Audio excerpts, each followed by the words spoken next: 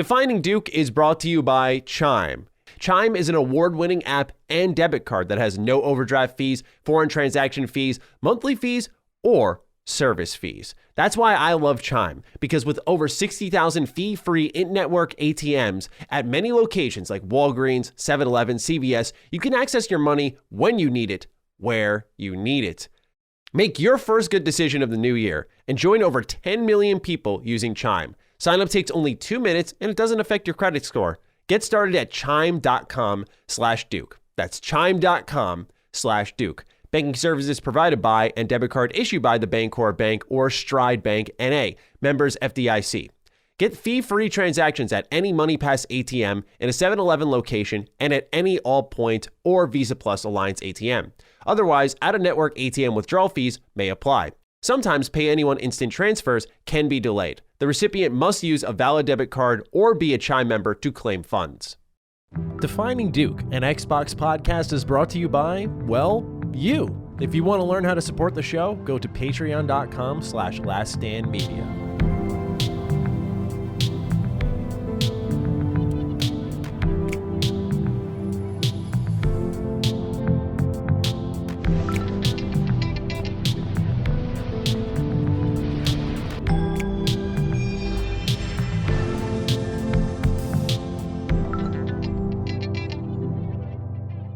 Salutations, everybody. It is Matty here, and welcome to episode 61 of Defining Duke, an Xbox podcast. So, if I could do my intro right, today I'm joined by my wonderful co-host, Lord Cognito Cog, throwing the punches already. How are you doing? I'm ready. I'm back. I'm ready. Excited. We get to talk games again, see what's going on in the world of Xbox and all this good stuff. And it's good. I miss talking about games. So it's good to talk with the homie, you know what I'm saying? Absolutely, Fellow Duke, Mr. Matty Plays. How are you doing, sir? Doing, today was a weird day. Normally I have a very specific order of operations, but today, like, all my video work was done in advance, but I had to get my haircut fixed because the lady left a little too long on the right side. I got chewed out for that, by the way, when I showed up. Yeah. I had to wait a week to get my haircut fixed, and then when I showed up, I got chewed out. So I was like, all right, my bad. She didn't approve? So yeah, it was like a midday thing for like 30 seconds. So you didn't want to commit to anything full set in the beginning. Then while I was out, I decided to come here, record some ads for Defining Duke. Then I went home. I played a little Elden Ring. Like, normally I play games after dinner when all my work is done. I'm all about earning the leisure time. No doubt. So I was just killing time until Defining Duke today, honestly. So it's been a weird day. Like I said, usually a specific order of operations. But how are you, my friend? No, I'm good, man. I just, listen, you know what it is, what season it is for me. You know what I'm saying? I got my Destiny gear on. This is when you wipe because you're dead in Destiny. So that's how I've been. I've been on E every day. But I am having, we're going to get into it, so much fun. I'm having so much fun with that. And but no, otherwise, I'm just so many cool little topics and nuggets. I like what the write-ins were coming in today. I like what you got lined up. Matty got a good show lined up now. I'm excited. Yes, I'm very excited for this one. But we finally can say the little interview we conducted, it's now live. Defining Duke Ultimate episode 57. We brought Mark Dara in the building. He is a 23-year veteran at BioWare, and he really shined some light on the situation with EA, how they impacted BioWare, the status of Dragon Age 4, a lot of inside baseball on what was going on there. Because, again, we've only seen the written reports occasionally, and I got to say it how it is, from one person. So now we have a named source kind of talking as someone who was there before and after EA and the changes that happened there. A lot of interesting stuff that people can listen to uncover about BioWare. It's about an hour and 15 minutes, I want to say. It's a really good listen. I did listen back to it because when you're in the interview, right, you're thinking about what you're going to ask next, and sometimes you don't fully register the answer. He shared a lot of wonderful insight on making games, too. That was something that really stood out to me. Let me say, I'm extremely proud of that interview we did. I think that was one of our best. I think Mark was just so transparent, and I think I learned personally so much about game development and just what was going on and the mindset. And then, you know, obviously we got Big Corp and stuff like that involved with that. But look, I highly advise everybody, stop playing. We told y'all about Defining Duke Ultimate. I'm not even playing with y'all no more. Get on the $5 right now. Because I see you. Cog, how do I get on the $5 tier? Mm-hmm. We're putting out quality content, y'all. And I'm telling you right now, I listened back to a little bit of it and I'm like, yo, this is really a good interview. Again, because the last thing I'll say, another reason why I highly recommend it is because I had this kind of discussion on ILP one time. It was a big blowback. People were mad at me. And I said, look. How could they be mad at you? Oh, no, they were mad. They were furious. I did hashtag just one that. When I debuted that, they were furious. Oh, man. So this is the new one. And I said, look, it's okay to comment on reporting on what you hear, right? And you said it perfectly, right? We had one report prior, right?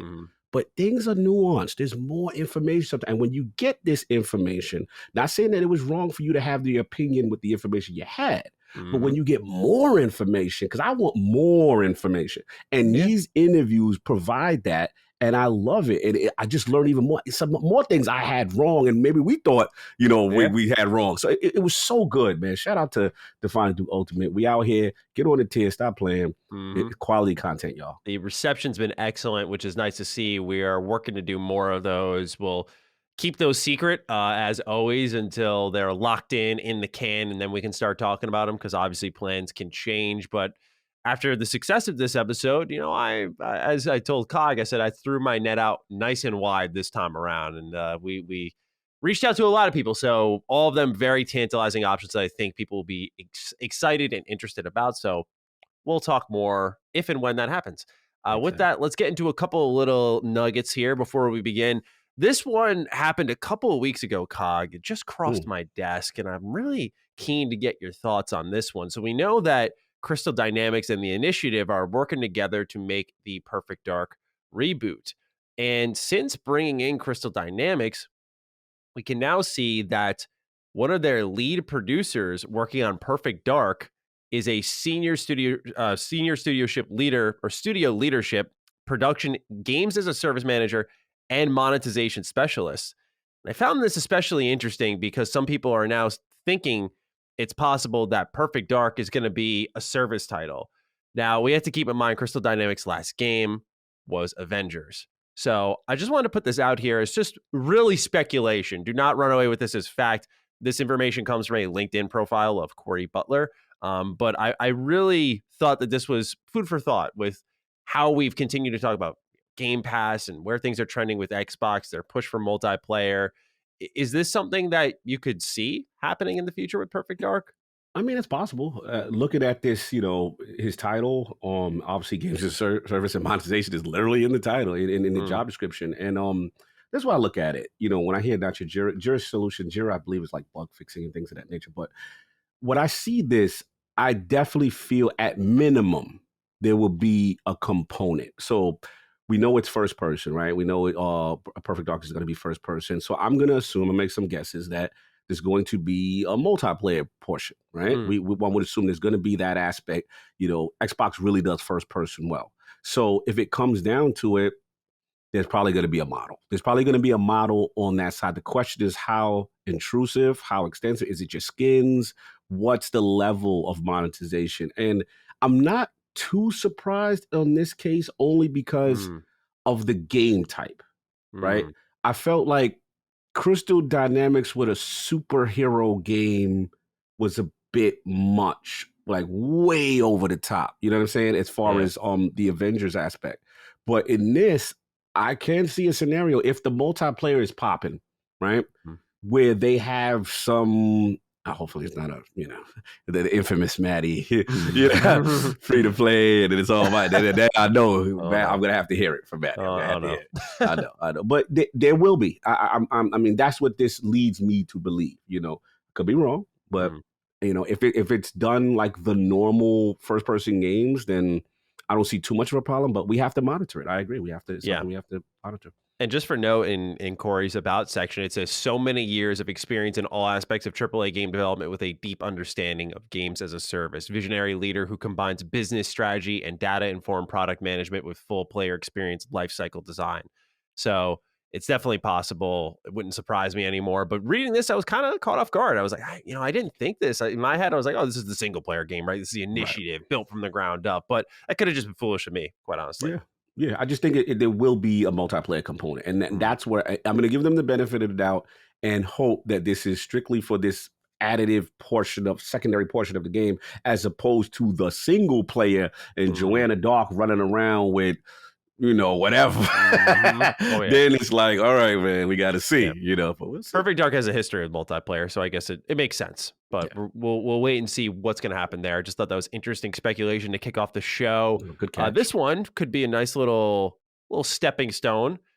Xbox announces Xbox Wire Japan. So we talked last week about some partnership managers that have been brought in as Xbox expanding globally. So this is another step in that direction here, where they're going wide, and we love to see it. So how do you feel about Xbox Wire Japan being a thing now? Love it. Let's see more. We hear it again. Anytime you get a little rumbling here and a little stepping stone, I know it's small. I know the history. I know the jokes. I know, what I'm saying? But I like to see it. I like to see improvement on a weakness, right? Yeah. And let's just see what this builds, because we never seen this commitment prior Xbox generations, I feel. So this is a good sign.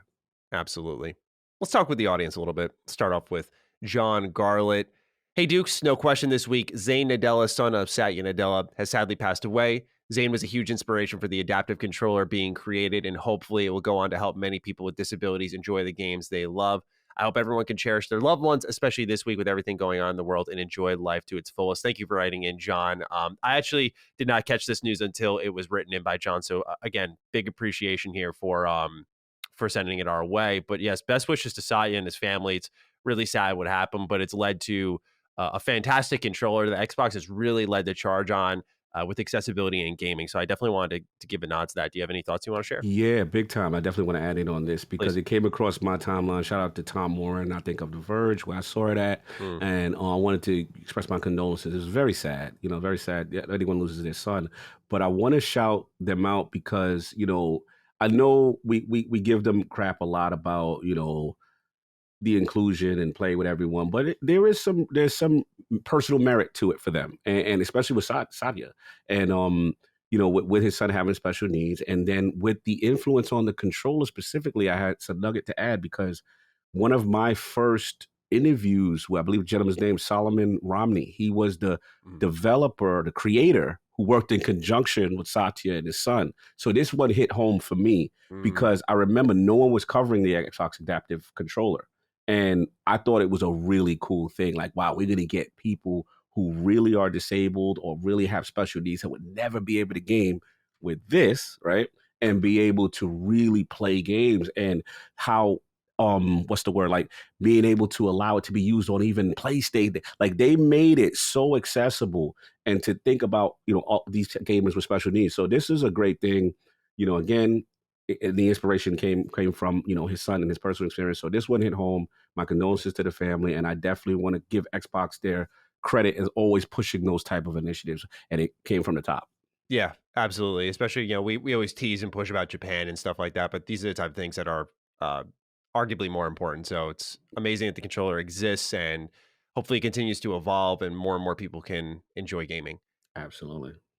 Let's talk next with Anthony Lencioni. I just wanted to write in and say, how could you, Matty? You're willingly a Purdue fan who's never went to the school. Why would you choose Purdue out of every college in the nation, Matty? You just made the list. Love the show. What are y'all doing? An upset IU alum. IU, I knew it. Yeah. Yeah, this is funny because I almost regret when I wear college gear out, because I either get write-ins about it, or there's this time I was at the gym and dude, the worst thing is when you don't know someone at the gym and they start talking to you and they interrupt the lift. It's just, anyone who's listening, don't do that. Keep listening to our show. Mind your business. Don't do that. It's not okay. At the very least, wait for the set to be over, fam. Yeah. You can't I know that the dude that want to talk all day during the set. I got thoughts. No, because this guy, I remember was doing chest, and bench press, I'm really pumping them out. And this guy comes over to me, as I'm putting the weights back on the rack, and he's just like, go to Purdue? I'm just like, both headphones are in loud. I'm like, what? He's like, you go to Purdue? I'm like, I have to give him the whole story again. No, just a big fan. Always loved him since I was a kid. Give him the quick story of when I was a kid, I loved trains. They had the train logo. That was kind of the initiation from there. I like their teams. That's all there is to it. He's like, oh, I went there. He starts telling me stories about the parties he went to, the girls he hooked up with. I'm like, dude, I don't care. It's like a 20-minute conversation. I literally said, no, I said, Like, bro, I don't mean to be rude, but I said I got to get back to working out. Like, I'm here at the gym. I kind of need to work out. I don't know if you could tell. And yeah, that was the end of that. He never spoke to me again. Yo, shout out to you because I know that story. I know that dude, right? We all got that dude in the gym that does that.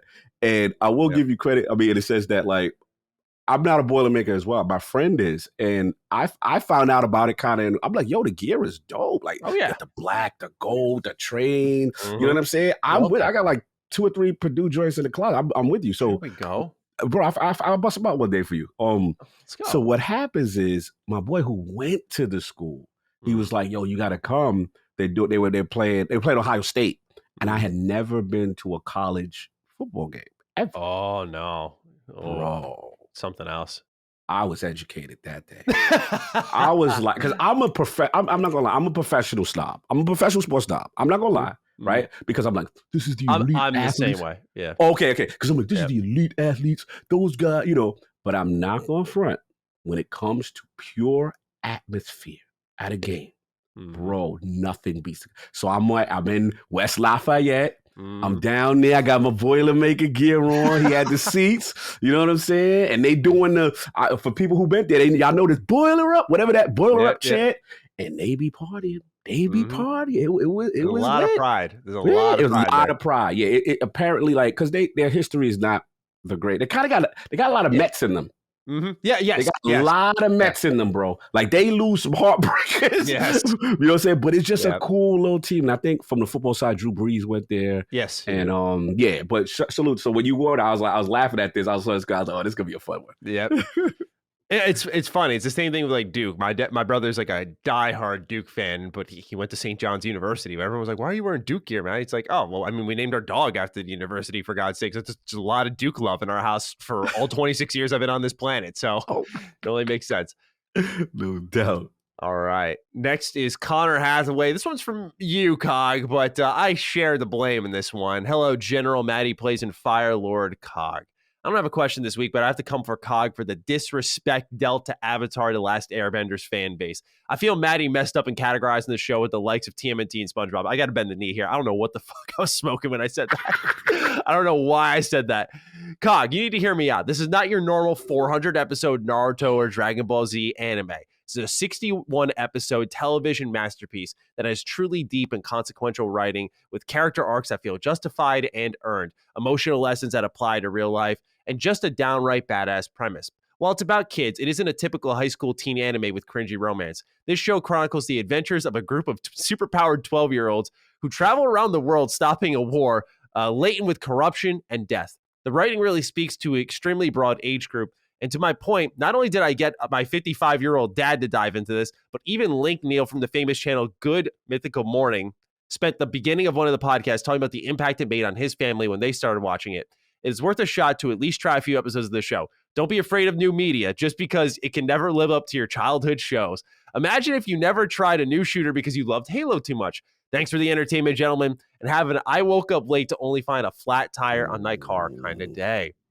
How are we feeling about what Connor's statement here? He's really fighting for Avatar. It's been so long for me that I knew I loved it growing up. Like, every Friday after school, and I think it was 8. Like, that was the program you'd sit down and watch. I'd get on the phone with my friends and we'd watch Avatar and we'd talk about the episode while we were watching it live. But I haven't watched it in so long. I didn't remember some of these elements here Connor's speaking about. So does this intrigue you? Are you bending the knee yet? How much work is it going to take? I'm intrigued. Connor's definitely selling it well. He's making some compelling points. Yes. First, let's clarify. Let me get him real quick. See, he acted like Cog doesn't like anything new. And how would you be if you never tried it? No, it's not just that. It's just that I understand where he's trying to come at me with that. But it's like, you got to understand, for me, when you haven't watched anime in a while, and then I look at what's popular now, when you kind of skim through, right? And it just, a lot of this stuff I just didn't connect with. I guess it was like a generational. I guess the Dragon Ball stuff, I couldn't, for whatever reason, put my finger around it. Yeah. Now, in his defense, I've heard very strong things about this show. He's not the first person. And there's actually one of my favorite UFC fighters. His name is Israel Adesanya. He, like, his whole name is based on the show. He's called, like, the Last Airbender. You know what I'm saying? Which is kind of a play on the thing. So, he's so on the fun show. to watch. Yeah, he's fun. And then one time I see him come out, do a flip, do all this, and I know it had to be from this show. So because of him, because a couple of people that I respect, obviously you know what I'm saying? So I'm just like, well, so I appreciate that. But I mean, whenever someone that I respect speaks highly of something, now it's like, okay, I got my answer. So maybe I will sneak an episode and see what's going on. But if it doesn't catch me about maybe about the 2 or 3 episodes, I'm kind of out. So it's gonna have to. It's gonna have to be early, but it's a build up. I don't think it's gonna grab you early. I'll be honest with you, but I mean, because for those returning like me, my brother got me the whole box set for Avatar on DVD just this past Christmas. You know, I was like, oh my god, like I love this, so I'm definitely gonna start chipping through it. But for me, like going back with episode 1, and be like, wow, knowing the ending, I'm like, oh, this is how it all begins, right? So there's a lot there. I think you'd enjoy it, but I also understand why it may not appeal to you. Yeah, we gotta see. Dan XL with a great shout out here. Hey boys, I want to shout out the month of February for being a banger in the terms of game releases. Sifu, Witch Queen, Horizon Forbidden West, Elden Ring, Dying Light 2. I think 2022 genuinely has the potential to be crowned the greatest year in gaming, or at least one of the best years in gaming. Have a great rest of your week. Cries in backlog. Ooh, yeah, for sure. Yeah. This is a good month, man. Fantastic month, bro. How do you... Man, you know, so now that I look at it, we just we're now March, but we just finished February. February was crazy. We still got Cyberpunk next gen, like Cyberpunk next gen. It finally released for the first time. There you go.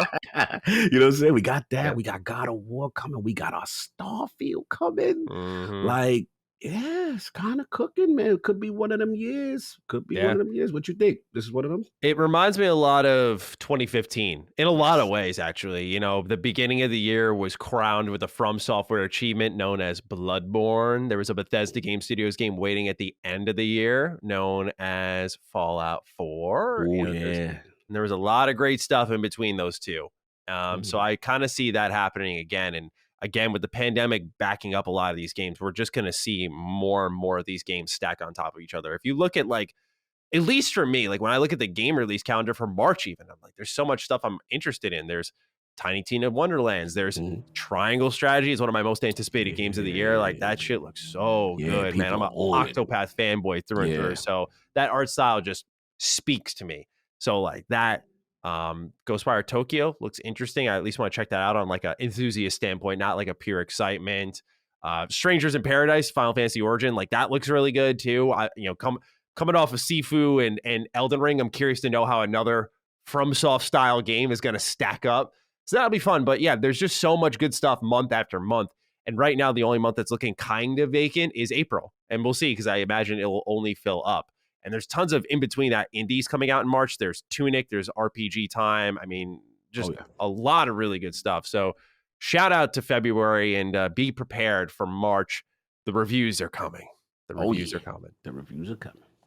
Defining Duke is brought to you by Chime. We're a couple months into the brand new year. A new tax window is quickly approaching, and you may be taking a closer look at your finances, making sure you're going to get that nice tax return. And as you're investigating your checking account, making sure everything's nice and in order, you might think to yourself, I wish I had no monthly fees here. Well, that's where Chime kicks in. Chime is an award-winning app and debit card that has no overdraft fees, foreign transaction fees, monthly fees, or service fees. That's why I love Chime, because with over 60,000 fee-free in-network ATMs at many locations like Walgreens, 7-Eleven, CVS, you can access your money when you need it, where you need it.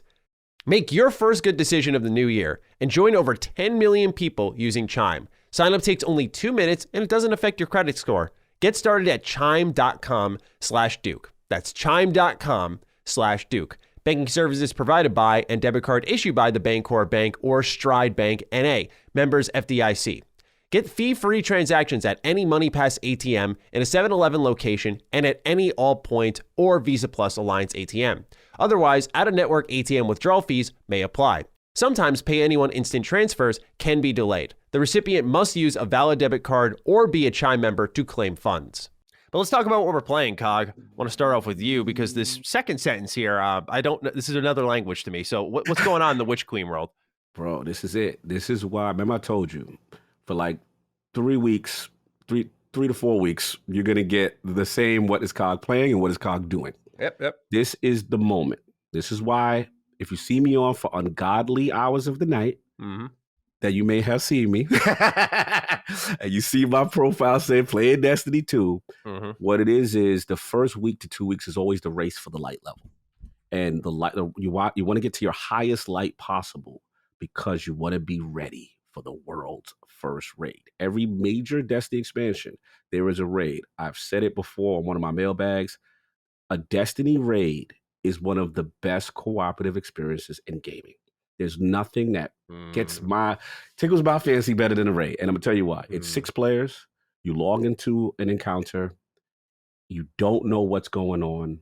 It's basically, okay, Matty, all right, what are we gonna do? Okay, looks like if you stand on that plate and I stand here, we get this thing to activate. Or you know what I'm saying? Or hey, you know what? There's these bosses here. If we do some type of action, maybe, all right, so maybe 4 of us stay here, 2 go there. Like it's that kind of a thing, and no one knows. And so you can figure this out, or so basically, let's say each one is let's say each raid may consist of 4 to 5 encounters, with the 5th one being the final boss that you get to. But not all the encounters are like boss and fighting. Some of them are purely mechanic based. Right? There was one raid called a Leviathan. You would appreciate this. I know you're not a Destiny fan, but you would appreciate this one. It was literally like American Ninja Warrior. There was this section, right, where it's like, all right, you go inside this little thing in the treadmill. We need you to run in there, Matty. Go in there, run, and tell us what you see, what sign you see. So you'd be like, yo, I see cup. All right, then we got a guy looking for another symbol where, I see cup there, shoot the cup. Then that opens the door to let you go on this course. And we need you to keep running. But if you fail, you mess up the encounter for everybody. So there's parts where the responsibility shifts. Yeah. And it's like raids will break friendships. Like I'm telling, bro, me and Addict one day, I was like, bro, I was watching you. You didn't step on the plate. I was like, because people, you got to be honest on what you're figuring out, what you're seeing, or what you can do. And then the other part of it is the last part of it, which is really challenging, is that they put on contest mode. So basically, when you get to a certain line, I think in this case it's like 1530. Anything above 1530, it doesn't matter. You will not be overpowered. They're going to bring you down because they want the raid to have its challenge for the first day. Then Bungie's in the studio. They're watching all the players play the raid for the first time, right? And if they do a world first, whoever gets the world first, bro, they got the championship belts. Remember that jacket we did for the defining duel? Yeah. I won raid. I won a raid jacket. You know what I'm saying? Because I didn't beat it with worlds first, but I beat it in the first week, right? So that's the challenge, and it's the greatest experience in Destiny. And it's a shame the player population, and it's now more because they made it more accessible now. So now they put it on the raid day on Saturday. So it's Saturday, I believe, at 10 a.m. Pacific. I'm going to be... Are there any server crashes or anything when this happens? Because everyone's got to be signing on, right? No, it's not like that. It's more like, because you'd be surprised, the population... Because some people say, look, that joint too hard, bro. Gotcha. Like, it's the most challenging content in Destiny. Gotcha. With the best rewards, exclusive rewards you could only get. So what people say is like, you know what? We'll wait for you tryhards to go and knock that out. And then once the contest mode is released, once the first raid team is successful in beating it, then Bungie releases the contest mode, and then your light level, whatever light level you are, does matter, so you could be stronger for each encounter. Gotcha. And then everybody starts to beat it at that point. Nice. Yeah, so that's what this is the moment, man. So yeah, I'm all prepped. Saturday, I'm ready. Nice. What you doing? How long do these usually go for? Woo! Bro, you better block the whole day. Yeah, I was gonna say really long. Talk about, if done successfully, I've seen raids go as long as 6 to 8 hours. Wow. I've seen how do you do one raid. I don't understand. Is there like everybody's streaming it, and people look at it. Oh, let's look at Chris Raygun stream, or let's look at this one stream where they're fathering us. Oh man, like it's that kind of a battle. Wow. So it's everybody's team of 6. So who's the best 6? And it's so cool. And what happens is, the longest I've seen was Forsaken DLC Last Wish. They didn't beat it for a full 24 hours. Wow. Yeah. The first team that beat it wasn't until a full 20. It was that difficult, the last encounter. You had to kill this dragon. Then you had to take the heart, run out of the drag with the heart. And then there's a timer. And how cool. Last thing is so cool. The person who has the heart gets teleported into this spiritual world thing. And the person that's in the world can see he's in the heart. and can see the hands of the other player holding the heart on the outside. Bro, Bungie's design team, when it comes to raid, it's the greatest content, in my opinion, cooperative experience in gaming. Nothing beats a Destiny raid. I'm sorry. You got me. You're whittling me down here where it's like, I might one of these days. Bro, give it a shot. You have to try a raid. That's all I would say. Even forget about World's First. Yeah, I never even did that when I played Destiny 1. Bro, I thought Destiny was trash. I was like, this game, I know how you feel, bro. I was there. Destiny, I was like, what is this? This is not that great. I beat it. My bad boy said, yo, stick around. Do the raid with me. Do Vaulted Glass. Man, I did Vaulted Glass. I'm like, oh my God, this is amazing. I was like, yo, this is crazy. It's pure T-Bird. And the people you beat that raid with, Matty, those are your brothers for life. I need people for like you felt like you was in Vietnam with it. You really was I was like, yo, bro, remember when we beat King's Fall together? Remember when you made the clutch shot? Remember? It's that I got people who are friends for life because I made the raid team. That's serious. Destiny raids. Yeah, bro. Wow. It's so fun. So fun. This is what I'm building up for. So one more week, one more week, and then I'll finally start playing other games. Okay. Hey, dude, take your time because that was like your thing. Like even in your playing section, like sometimes it would just say Witch Queen prep. So you're in on it, man. It's your game. So what's going on? Tell me what's going on. What you got? The interesting. What the hell is that? Yeah, I'm playing Billy Mays the video game, Cog.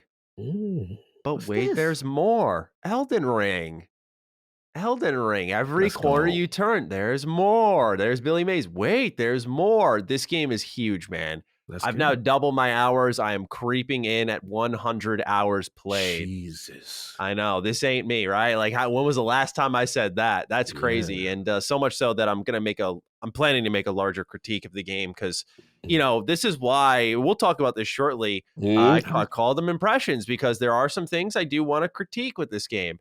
It's amazing, still generational. None of that changed. But there are some things that you're starting to realize as you get into the deeper waters. There's a transition. Can I stop you one second? I'm sorry to interrupt. I got to give you your flowers because we had this discussion recently on ILP, and the discussion came out about people rushing to put out a review. And I mentioned you, and Attic mentioned you as well. The way you handle that, brother, excellent. Impressions. Hey, these are my 40 to 80 hours, as opposed to the thirst for the click. With it unfinished, but continue. I had to give you flowers on that. Continue. Tell me what's going on. Thank you. I appreciate it. And the thing is, if anything, it helped my viewer count. Like the video is doing insanely well. So that's why we always believe in transparency and being honest with the audience because it's typically respected since it's so consistently not. But anyway, I don't want to stroke my ego here. I want to talk about Elden Ring. Elden Ring is still incredible. And the reason I call it Billy Mays a video game is because like there's just this consistent giving of content where every area does not need to be as big and deep as it is.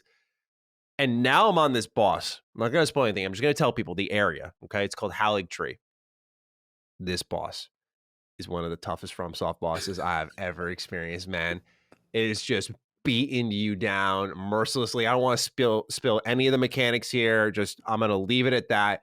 But I'm at that point. I'm getting close to the end, though. I will say that for those who are looking to take that deep of a dive. And I'm the one who's combing every corner of this map, right?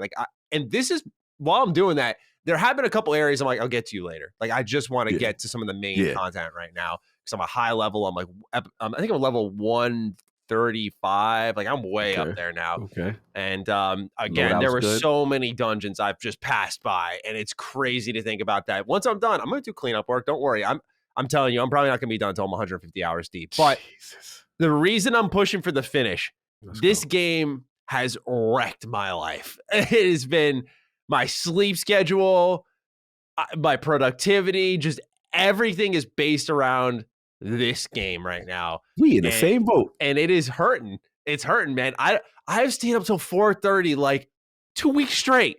I'm not saying I had a great sleep schedule. I didn't. I'm not going to sit here and applaud myself when I'm going to bed at like 2 a.m. most nights, but at least it was 2 a.m., not 4:30. But it's every night. I'm just like, all right, one more dungeon, one more try on this boss. I just got to start learning the mechanics a little bit. That's what I did last night. I got my ass beat. So I wake up while I was waiting for DD. I got my ass beat again. So tonight I'm going to go get my ass kicked another time. Like, I don't know, man. It's just this game. So we in the same pocket. Good. Yeah, I know, right? The way you were talking about Destiny 2 is how I feel with Elden Ring. And Fortunately, my game ends. So, for me, I got to get to the end of it. I want to beat it. I don't think I will, but I want to beat it by when Triangle Strategy comes out because I need to give that game its respect, its time. I want to get right in on it. But look, I had high expectations for Elden Ring. I did not expect this, though. But let me get some complaints out here. His PC port, I said this in my review, his PC port is terrible. It is terrible.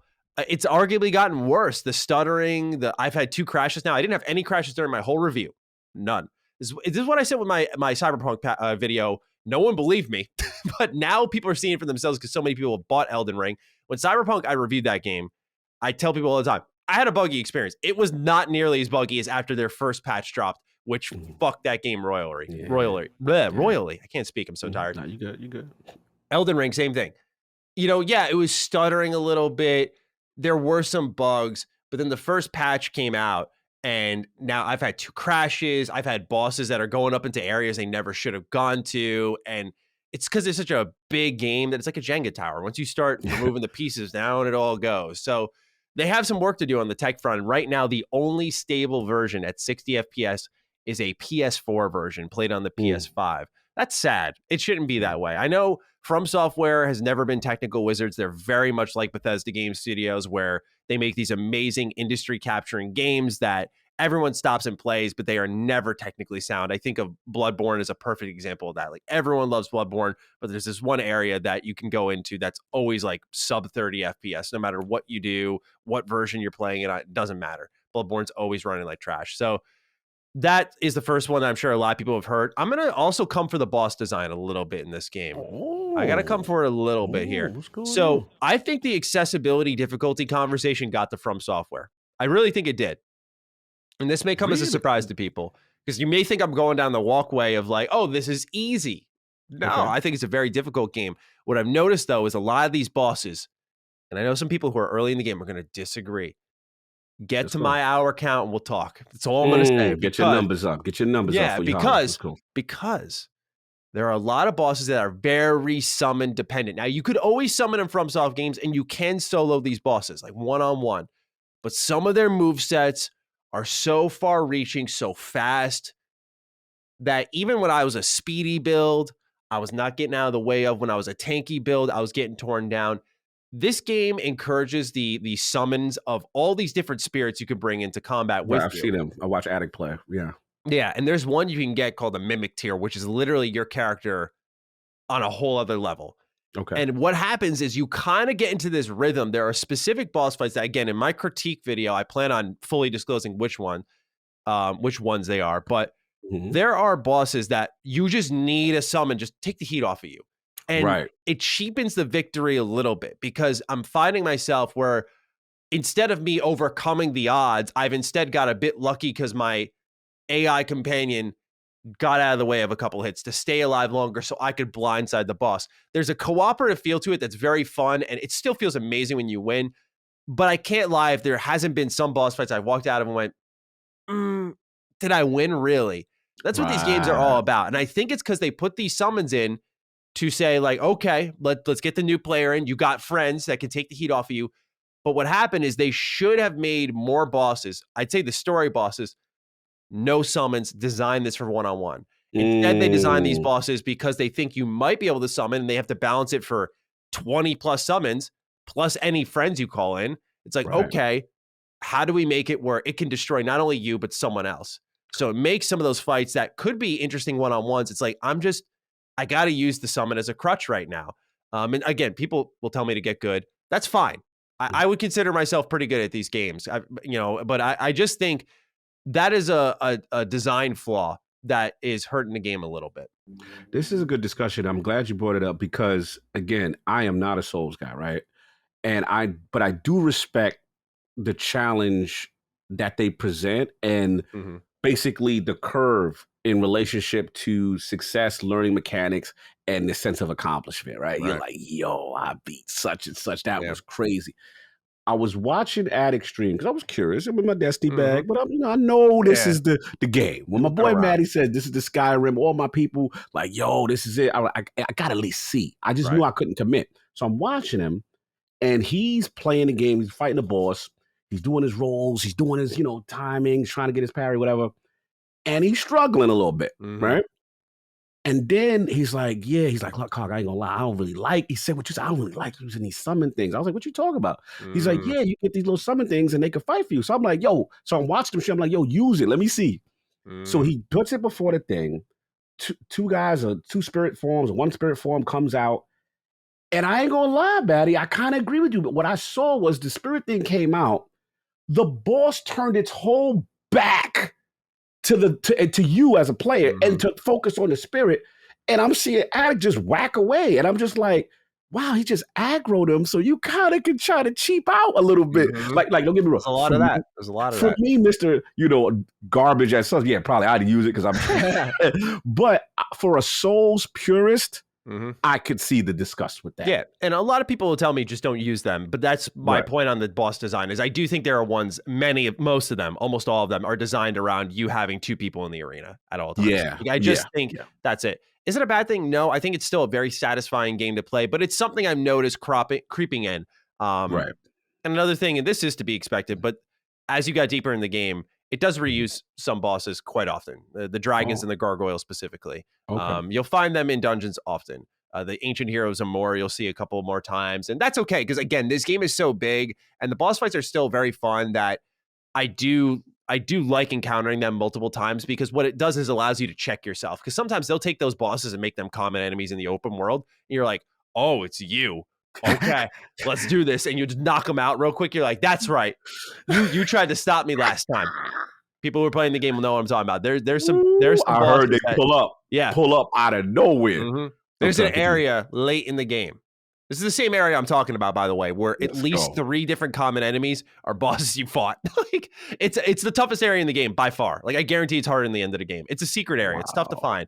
But it's a brutal game. It's challenging, and I just think this is a little issue I got with it.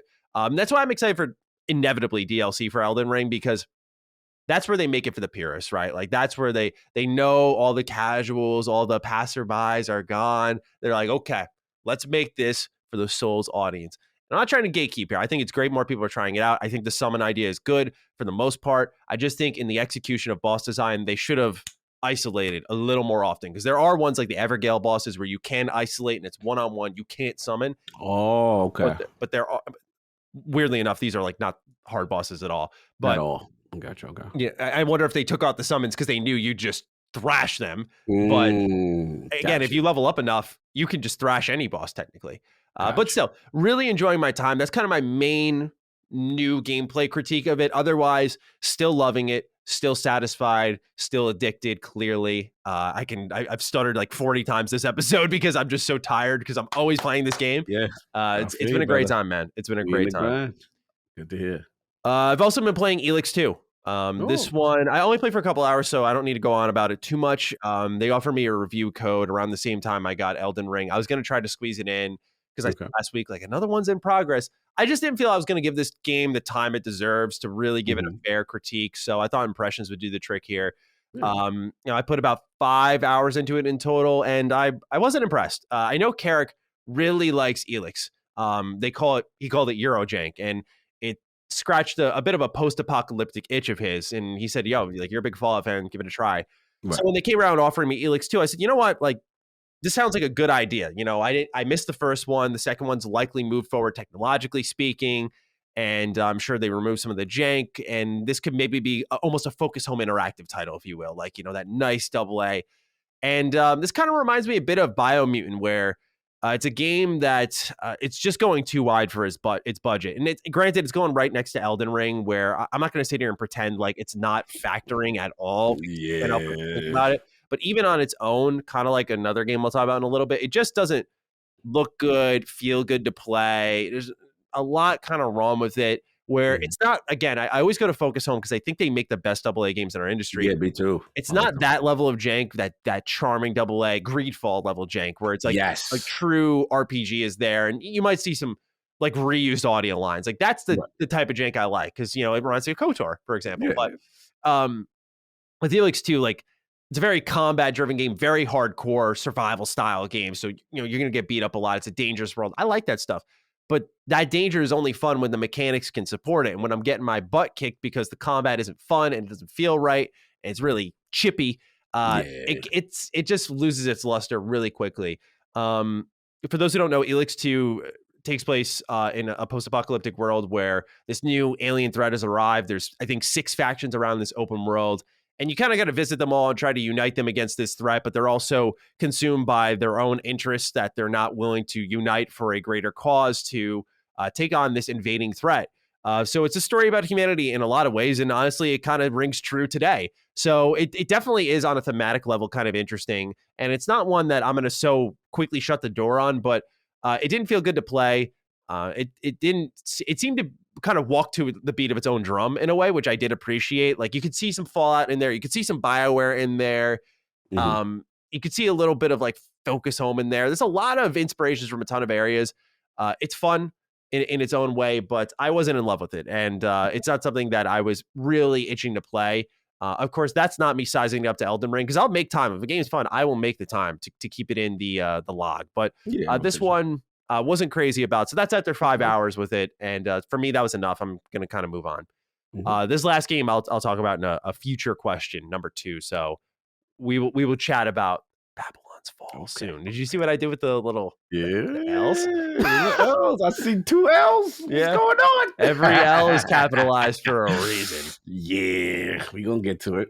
All right, let's continue the conversation about Elden Ring with Steven Nider. He writes in, "Hey, Matty and Cog, with more reviews of Elden Ring coming out and the high score of 97 on Metacritic, I saw many of the reviews are not bringing up the technical issues of the game, and even more didn't finish the game. How can we take critics and review score seriously if they don't even finish the game and score it so high? Not saying it's trash, it looks really good, but not a 97. The scoring is overall dumb. Love the show, even as a Sony pony, Steven." Thank you for writing in, Steven. I know Colin, I think he's been talking about this. I talked about this last week. He seemed like a little hazy on the review score situation for Elden Ring. So I figured it would make its way to our show eventually. Yeah, I knew it would come our way. What do you think about this situation? I know you shared some thoughts previously, but a lot of critics openly scored this game and said, we didn't finish this. A lot of them noting the hours logged, which was a substantial amount. I think the least I saw was like the 40s, the 30s, which is still a lot. Yeah. You know, I view it as case by case, and I'll talk about that in a little bit, but how do you feel that critics are putting such high scores on games they haven't finished? Because you saw me, I'm still very glowing about the game, but I think there's some flaws that you uncover when you double the hours in the game, and I still wasn't done. I'm still not done. So how do you make this review situation for Elden Ring and how it stands for the rest of the game's media? This is a great discussion, and this has come back up on ILP, and I'm going to speak to it first on a personal level. So, you know, obviously, I'm CEO of a website, lordsofgaming.net. So, our editors, our editor-in-chief, the way we have it structured, this is coming from the top. And I have said, look, I'm never going to get in the way of opinion as far as what you feel about a game, even if COG has relationships to get you games or coverage or whatever, right? Sure. But what I am going to say is when it comes down to embargoes, and we've had a discussion kind of like with the brain trust of the editor-in-chief and stuff, like all the editorial team, which is there are going to be situations, and we've seen this, where for whatever reason, the publisher does not get us the code in what I would consider a reasonable fashion time to finish and complete the game, right? Now we have a business decision to make. Yeah. Because on one hand, it's like, yo, it's a 100-hour game or whatever. Code came in 3 days or 4 days before the embargo and the actual release. Yeah. So do I tell my writer, do I tell the editors to tell the writer, he could put out a review? And in my feeling, when it was asking me, I said no, because at the end of the day, you have not completed the game, right? So what I feel is I give the option. I said, this is what we can do. We can say kind of what Mr. Matty Plays did, which is like, hey, here are my impressions of Elden Ring, right? Of a person who played 40 hours in, right? Or if you're going to do a review, we haven't had this scenario yet where a person said, no, I still want to do a review, whatever kind of thing. But I'm like, okay, you defend it. But if you're going to do that, my feeling is you need to, for my site, you need to state in the review that I've only got, 40 hours in, did not complete the game. So it's in some level of the review, it should say that you didn't finish the game because that's full transparency. Because here's the point. Now I say all that to say this, they have the comments joking me, they were using my saying. Yeah, someone got you with it. Somebody got me. I'm like, yo, I do say that. So I was like, so I say all that to say this, which is, hey, look, these games, to me, in a way you could say like movies. That's like me, watching a movie and then, the movie could go left after the halfway point. And I've had games go left. I've had it both ways where a game started off amazing, right? And I'm like, oh my God, game of the year. I think of Mafia 3 with that every time. Mafia 3, I remember starting and going, this is amazing. And after 10 hours, I'm like, this is repetitive and kind of boring now. Bro, or the last act of a game, right? Everything's amazing. Mass Effect 3 is a perfect example. It's a controversial subject. A lot of people were pissed off at BioWare. How dare we had the great Mark Darrow. We talked about this on Defining Duke Ultimate. And he was a little upset on certain things, the way it was handled, right? But the end of the day is you could have those scenarios where the end of the game or whatever changes your opinion, or you could have scenarios like, I don't know if I'm going to stick with this one, Matty. It's a slog to get through. Yeah. But then you get to the second half of the game and you're like, yo, this thing's opening up. Oh my God. Like they should have cut out that first part because this is the game. And then it just ends amazing. And you're like, so how can you really give a fair assessment if you don't, and call it a full review if you don't include how much hours you play? But I'm curious about, where you're at with this. Is a very hot topic. I saw it social media going crazy. I want to shout out Jimmy Champagne. We had him on ILP talking about this as well. And this is a hot one. So I'm very curious to see where you stand. And you were brought up on ILP multiple times. Oh, man. On the way you handle things, and you were giving your roses. And I made sure we gave you your roses because that's just I don't want to influence your opinion, but I just felt that was how. No, I appreciate it. I try not to act like I do my reviews perfectly because I think everyone's got their own process of doing things, whether it be Carrick or because Carrick was a huge influence on me. I spent half a decade working with the guy, so he really helped shape how I present my content. And I always had originally it was buy, rent, or pass. It's still that same name on my playlist on YouTube because that's what it really started as. So I always had the scoring that way, but Carrick really helped shape how I speak about games, how I look at games, and I'll always be thankful for that. But everyone's got their own way of approaching these games. So I don't want to act like my way. I'm not saying you are, by the way, saying this, God, but I don't want to pretend my way is the best way because I think there's holes in everyone's review process. Like, I will say this, there's a lot of big no-nos in this industry ongoing that I think journalists are a little too open about, and I don't know why. I see people admit they don't take notes when they play games. I'm sorry, but when you take a 50-hour collected, we're not talking a movie here where you can walk out after 2 hours and be like, all right, I've got that collected in my head. Like, we're human. You can't pretend that you can have a collection of all your thoughts after 50 hours of the video game and that you didn't need a single letter written down. Like, you're just writing from the heart there. You're by default going to leave something out.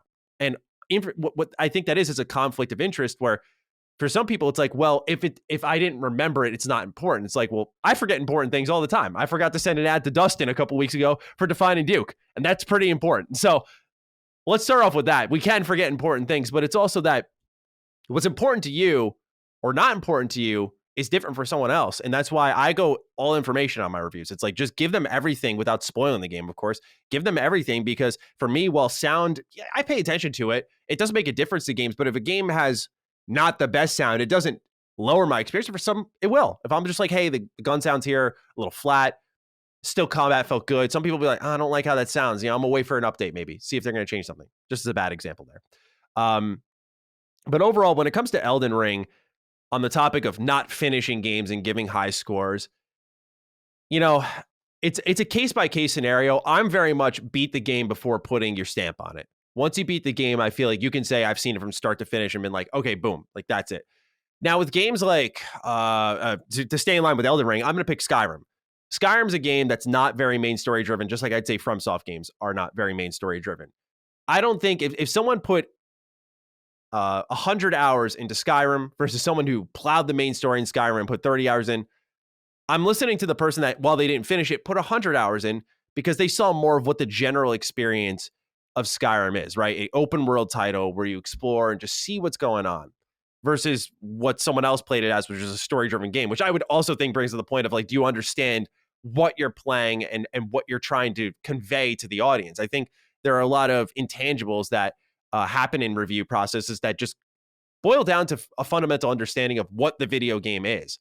Like in a FromSoft game, the lore is excellent, but I don't think that's the main reason people are playing it. I think even if the lore sucked, it's like the creature design, the mob encounters, the bosses, the challenge, how that's balanced, the builds. Those are probably the 6 main things that really, truly matter. And I'm not saying the lore takes a back seat because it is fascinating, but it's not the primary focus. And I guarantee if it sucked or whatever it was, it could have been a bunch of white blocks. If it was fun and challenging, I think a lot of people would still be playing it. So I think with something like Elden Ring, I do think it's a situation where you could argue, yeah, if you've seen 60 hours, you've seen enough to put some thoughts out there. But I don't think you should be calling it a review because the job's not done. To quote Kobe Bryant, job's not done. That's why I'm with you, bro. That's why I'm with you. And look, this is a sensitive subject, and I've got friends on both sides of it. And I want to be clear, like, this is how I overall feel. And my thought process is I don't necessarily blame the reviewers who are doing it because I just think they're victim of this vicious cycle that to me is perpetuated by the publisher. Because I have some thoughts on that for sure. Let's go, Matty. Let's talk about it, right? Because it's like at the end of the day, we know when a publisher feels confident about their product. You get that review sometimes, you know, if you provide it, you know, your outlet in their favor, you get that review code early as possible. I've seen up to 3 weeks, sometimes a month, which will give you ample time to really dig deep. And then you have situations where you ask around and no one's got the review code or what's going on and how long is it taking. And because there's a level of transparency, because we know when that embargo, it's to the publisher's best interest, if the game is bad, to not reveal that, not saying it's right, morally right. I don't agree with that. But to hold off as long as possible to get as many people to buy this game before the jig is up and people find out what's really going on with said game. And that to me is the bigger problem. What's happening is you have the writers, the reviewers, everybody wants to be part of the zeitgeist. Everybody wants to be right there, day one, embargo. It's a benefit because you're first. I was first. I got it. Huge, right? Man. Numbers are huge. And then we've already at LostGaming.net conceded we are not big enough to compete on that level with the bigger players. So I rather have, hey, do these walkthroughs, do these impressions. Hey, you're struggling. Like we could do other content that doesn't necessarily have to just focus on just on week first because we had it day one and now we're on OpenCritic, Metacritic. And like, I get that. If we get it, great. If we could do it in time, that's why I always tell people, if you could do it in time, don't kill yourself. I always tell my writers this. If you could do it in time, fine. Otherwise than that, hey, I'm 60 hours in. Here's my impressions of blah, blah, blah. And that's it. But I think it's the cycle. And I think a lot of these guys are victims of the cycle. And they know if they don't have that review out first, they're going to get lapped in terms of the clicks and the coverage. That's just me. Yeah, I'm going to be doing a test of my own because I haven't played Horizon Forbidden West. I did promise my audience I want to review this game. And I'll do a test and see, like, you know, just how many people are interested in a review that far out from a game's release, especially coming from a channel that covers a lot of Xbox. It'll be a really good test to see and show people also on a numbers level, like just how much being there day one really matters. I've had reviews day one that do flop, but it's pretty rare. And typically they do pick up over time. I remember like my Dying Light 2 review was doing bad at first. I was like, that's kind of weird. And then suddenly it just picked up overnight. So being there early always helps. You're right on the money with publishers being a big part of the problem. I think that's the issue with modern games journalism is they're so close to these publishers that they're borderline marketing for them that you're biting the hand that feeds you when you start to complain about this stuff because you'll be labeled as entitled.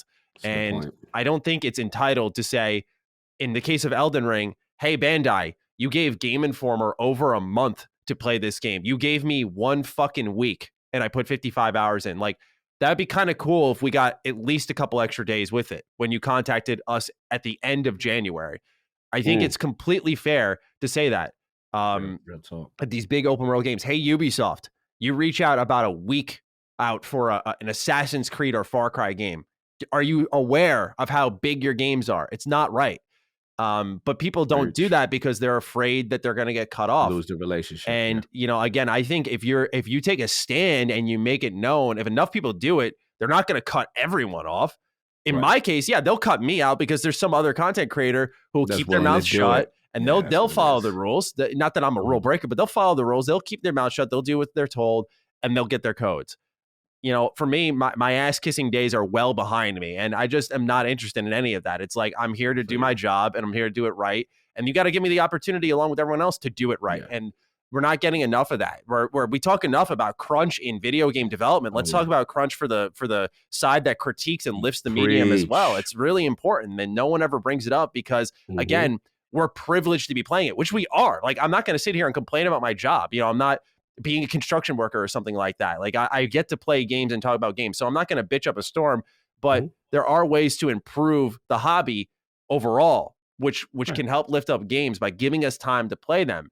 And there are situations like with Elden Ring where we were clearly denied. I mean, Digital Foundry is a perfect example. They were told not to post anything breaking down the console version until after the launch of the game. That's hiding something. Same thing with Cyberpunk, where there's a public wide, like, oh my God, what? They only gave you PC codes for Cyberpunk.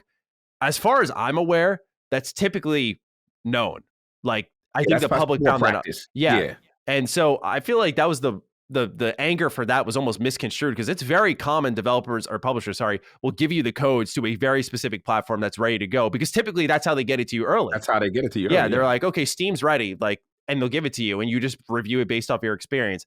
I think there will always be holes in the process because, you got to be able to, in a case of an RPG, for example, like, I was kind of interested in seeing how so many people were claiming the choice and consequence in Dying Light 2 was bad, which I think is actually factually untrue, just based off the gameplay consequences that are there. But it's like, we had about a week and change with that game. You did not have enough time to play that game and then replay it and see story decisions. You just didn't. So I don't know how we're measuring that type of stuff out. And that's the unfortunate part about RPGs, is like, that's a genre that's built off of choice and consequence. That can only be found out through community playthroughs where everyone's playing the game, sharing their stories, sharing their choices. You've played it, you've beat it, you've seen other alternatives different from your own. That's where the true reviews come out. But it doesn't matter because people are most interested day one. Should I buy this now? So I could go on. I think we should make a DDU about this at some point, but there's a lot to it. I think this is DDU worthy. This is definitely DDU. Like, I got more bars for this too, because, man, it's a system. I think it's a systemic issue. Yes. And there's so many different aspects to this. And let's put this on the docket, man. I want to go back to this because I could hold up the whole show with more thoughts, man. It's crazy. Yeah, because we could literally keep going for another hour. We keep going. It's the only reason why we're stopping. We're not holding anything back. I don't want anyone to think we're holding back content. We're holding it back for the Patreon. I know what the guys are doing. I think they're That's why we're pushing DDU in the beginning of the show. All right. This one, I'm excited to hear you chime in on, Cog. RK128 writes in, hey Dukes, so Platinum's mobile game port on console didn't go over so well, huh? Babylon's Fall being a mess with that demo has me asking, is this the sign Platinum Games are shopping around? Between this, Bayonetta 3 having no hard release date, and them outright publicly asking for work, it's not looking good over there. With Microsoft swooping up both Activision and Bethesda when they were down, it only makes sense that they leap on Platinum right after their incoming train wreck lands. Have a bad TMNT co-op Platinum kind of day. Oh, that's personal, man. Wow, that's cold. That's personal, man. Okay, you had to do them like that. Yeah, that's personal. That was a game. I've never been more misled on a game where I was like, this is a match made in heaven, and it wasn't. Like, it wasn't. No. All right. Yeah, we talked about it, right? Yeah. Have you taken a look at Babylon's Fall and what's been going on over there? I've peeked. I'm going to defer to you on all the latest because you had the double L. So I'm going to defer to you. I'm going to let you set this off. I got thoughts on another aspect of this, but I want your thoughts on the Babylon. Yeah, so this was the third game I was playing this week. The demo dropped, and have you ever had a game where you kind of went in media blackout mode, you heard some bad things, but when the game was sitting there on your dashboard, you had an emotional refresh of like, maybe this isn't that bad. Like, maybe it won't be as bad as what I'm hearing, man. So I walked through all of this in my review on my channel. And this is a situation, by the way, where like the review process can be different. Because like Babylon's Fall, I played about however long the demo was, 4 hours. And I was like, this is, I'm just going to say it flat out, absolutely terrible. Where I was like, I will not go any further out of respect for myself. Again, there's holes in the process. You could call me out for that and be like, well, you didn't finish that one, but you didn't finish Elden Ring. You're acting righteous. I'm not, but I totally understand the argument there because there are holes in the process. So with Babylon's Fall, right when starting up, they ask you to sign into a Square Enix account. To me, I'm just like, man, this reminds me of like EA when Battlefield came out, Battlefield 3, I think it was. You had to sign up and get on their website. And I'm like, I just want to play the game, man. So, they're already making games in 2013. And then this game looks like a 2013 game.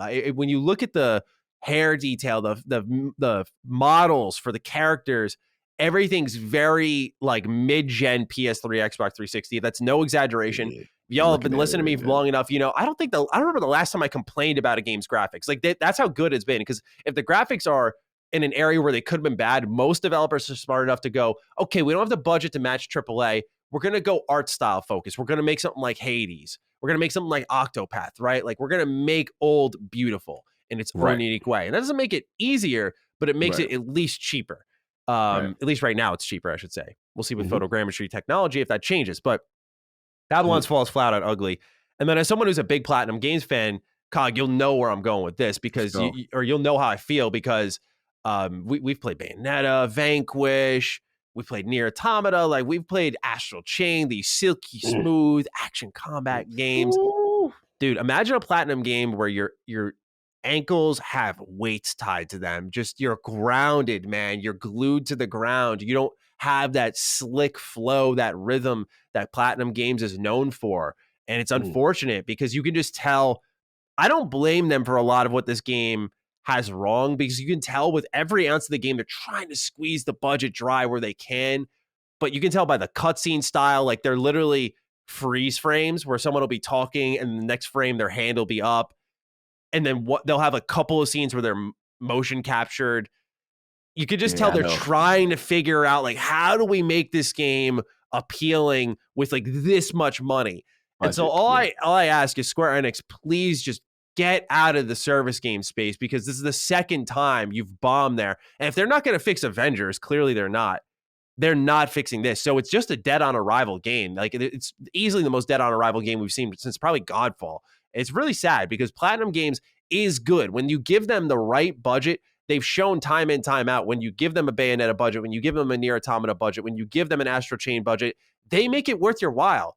There are moments like I'd say the Nickelodeon era where they did TMNT, where they did Legend of Korra, and you're like, this isn't that good. But when they have the proper budget, they do well. But they're up and down, man, because we also talked about Scalebound, which got canceled. So, yeah, it's not good. And I think RK has the perfect write-in for this, where how do we feel about them now, Cog? A flop, absolutely incoming. You could say it with a guarantee, even though the game's not out yet. It's at the time of recording this, we're 2 days away from it. So, what's your read on PlatinumGames now with what they've recently said, the status of their recent game, and overall just where they're at as a company? It just reconfirms what my thought process was that, they're hurting. They're hurting. It's not looking good. You know, again, public outcry.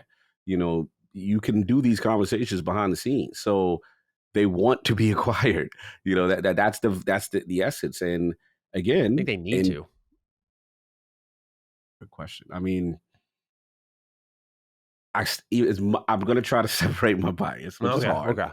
Which is hard. If you look at them objectively, you can make the argument that they are not worth it because half of the time they flop. You can make the argument. Yeah. Right. But then I can make the argument also, which is like, get them now on the cheap. Put in restrictions, put in very specific legal requirements and steps that say, hey, you want to do Xbox, you want to be a part of a game studio, you're going to have to confine to these work parameters. And if you are willing, then great, we'll have you. Like it's a beautiful problem to have for Xbox. You are clearly in the driver's seat. They're going to bend the knee to you. And they willing to work with an American company. So to me, it's like, let them do the thing. Let them pay the tribute.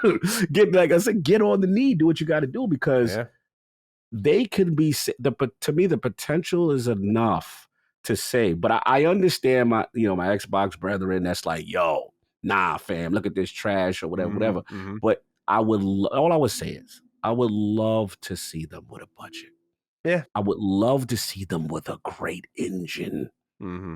You know what I'm saying? With resources. And then it's like, hey, you remember those PS3-like graphics in the hair that you had in the Astral Chain and all?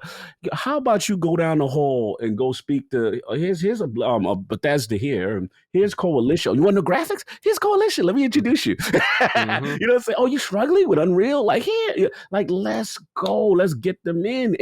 And again, you setting up Xbox wires, and you're doing in Japan, and you're hiring this person.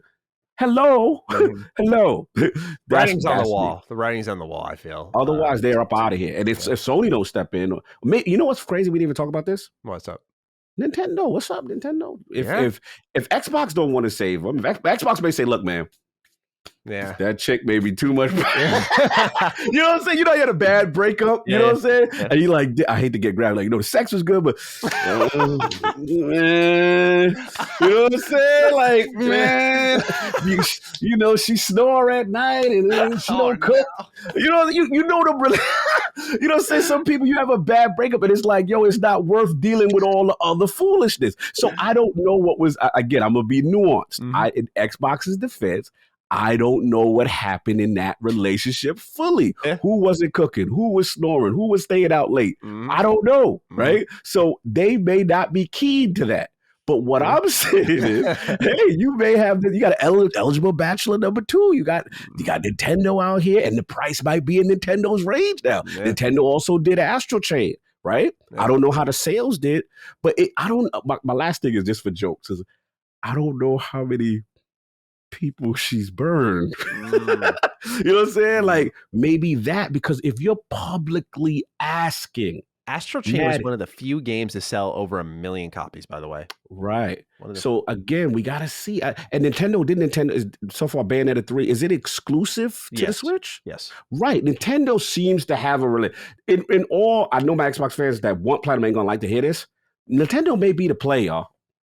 I just want them saved. I don't care. Just put them in the contract, something. Do something with them. The talent is there. They clearly need help. That's all it is. Yeah. They need help. Yeah. I don't see Nintendo doing it only because they've made it clear like they don't want to buy anyone right now and enjoying the arms race, which I respect, but they don't really need to. I said, you know, they got Mario, Zelda. Yeah. They're launching their second open world Pokemon game this year, which will sell undoubtedly 10+ million copies. They're fine, right? Like they're fine. They don't need to buy other studios. They got the IP. What about Sony? What's Sony? Let's get Colin. What's Sony doing? Yeah, right. Yeah, right. Sony saved them. Somebody save them. Someone's got to get them, I think. Because what's going to happen is I don't want to be too reactive with Babylon's Fall, but I just think it's going to be a sign that like it's another bust. Things are going to look much more dire for them quickly. I just thought of, yo, we better be careful because we got a topic coming up. I just thought about it. Yeah. They already took a stake from them, man. Yep. They already got a stake already. Oh, I didn't even think about that. No, do we want that? Oh no, I don't want it. Yeah, I don't want it. But put them to rest. Put them to rest.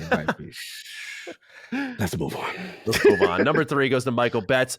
My dear Dukes, with all the talk around Elden Ring, I would just like to take a moment and ask a question about another juggernaut of a game, Starfield. We are now stepping into March and still know very little about this game besides the quick trailer and concept art showing off different worlds we will explore. My question is, will Starfield actually come out this year? I already get a free copy from a member on the Discord, as we had a bet it would not be released in 2021. I'm getting a pretty strong feeling it may be pushed out into 2022, or out of 2022. What are your guys' thoughts? How much longer will we be able to go without a proper gameplay reveal being shown off? Loving the show and the energy you both bring to the table. Thank you, Michael. Love. Thank you, Michael. Thank you. I love this question. Look, Michael, great question. I'm going to tell you, calm down. I'm with you. Bring it down a notch. Bring it down just a notch. And I know why he's saying what he's saying. So I don't want to be disrespectful because he's used to the normal way of game cadences. And I get that. Yes. But this is God Howard. Right? We have a track record here. Right? Yep. And my thing is, to be honest, I'm going to say something controversial. I think it's refreshing the way they're handling it. Yes. Yes. And the way I see that, Matty, is because sometimes I don't want all this coverage so ahead of time, right? Let it cook. Let it cook. And then here's the thing why I'm not worried. The real reason, when shout out to the Duke, OG, Ryan McCaffrey, right? When he had God Howard on. When you are able to give your date so early in it, a specific date, and all intents and purpose, from what I've heard behind the scenes, the game is done. That's what I've heard, right? So it's a matter of bug fixing, engine, quest, little things on it. And let's be honest, of all people who did, the only Achilles heel you would say to the creation engine is the bugs and the questing. So give them the time to. We don't need to see everything all the time. If it was any other studio, I'm with Mike. Like, yo, what's going on? We don't know. Da da da. This is God Howard. This is a track record. This is the A team. They deserve the respect that they're going to be okay. Now, here's the last thing I'll say.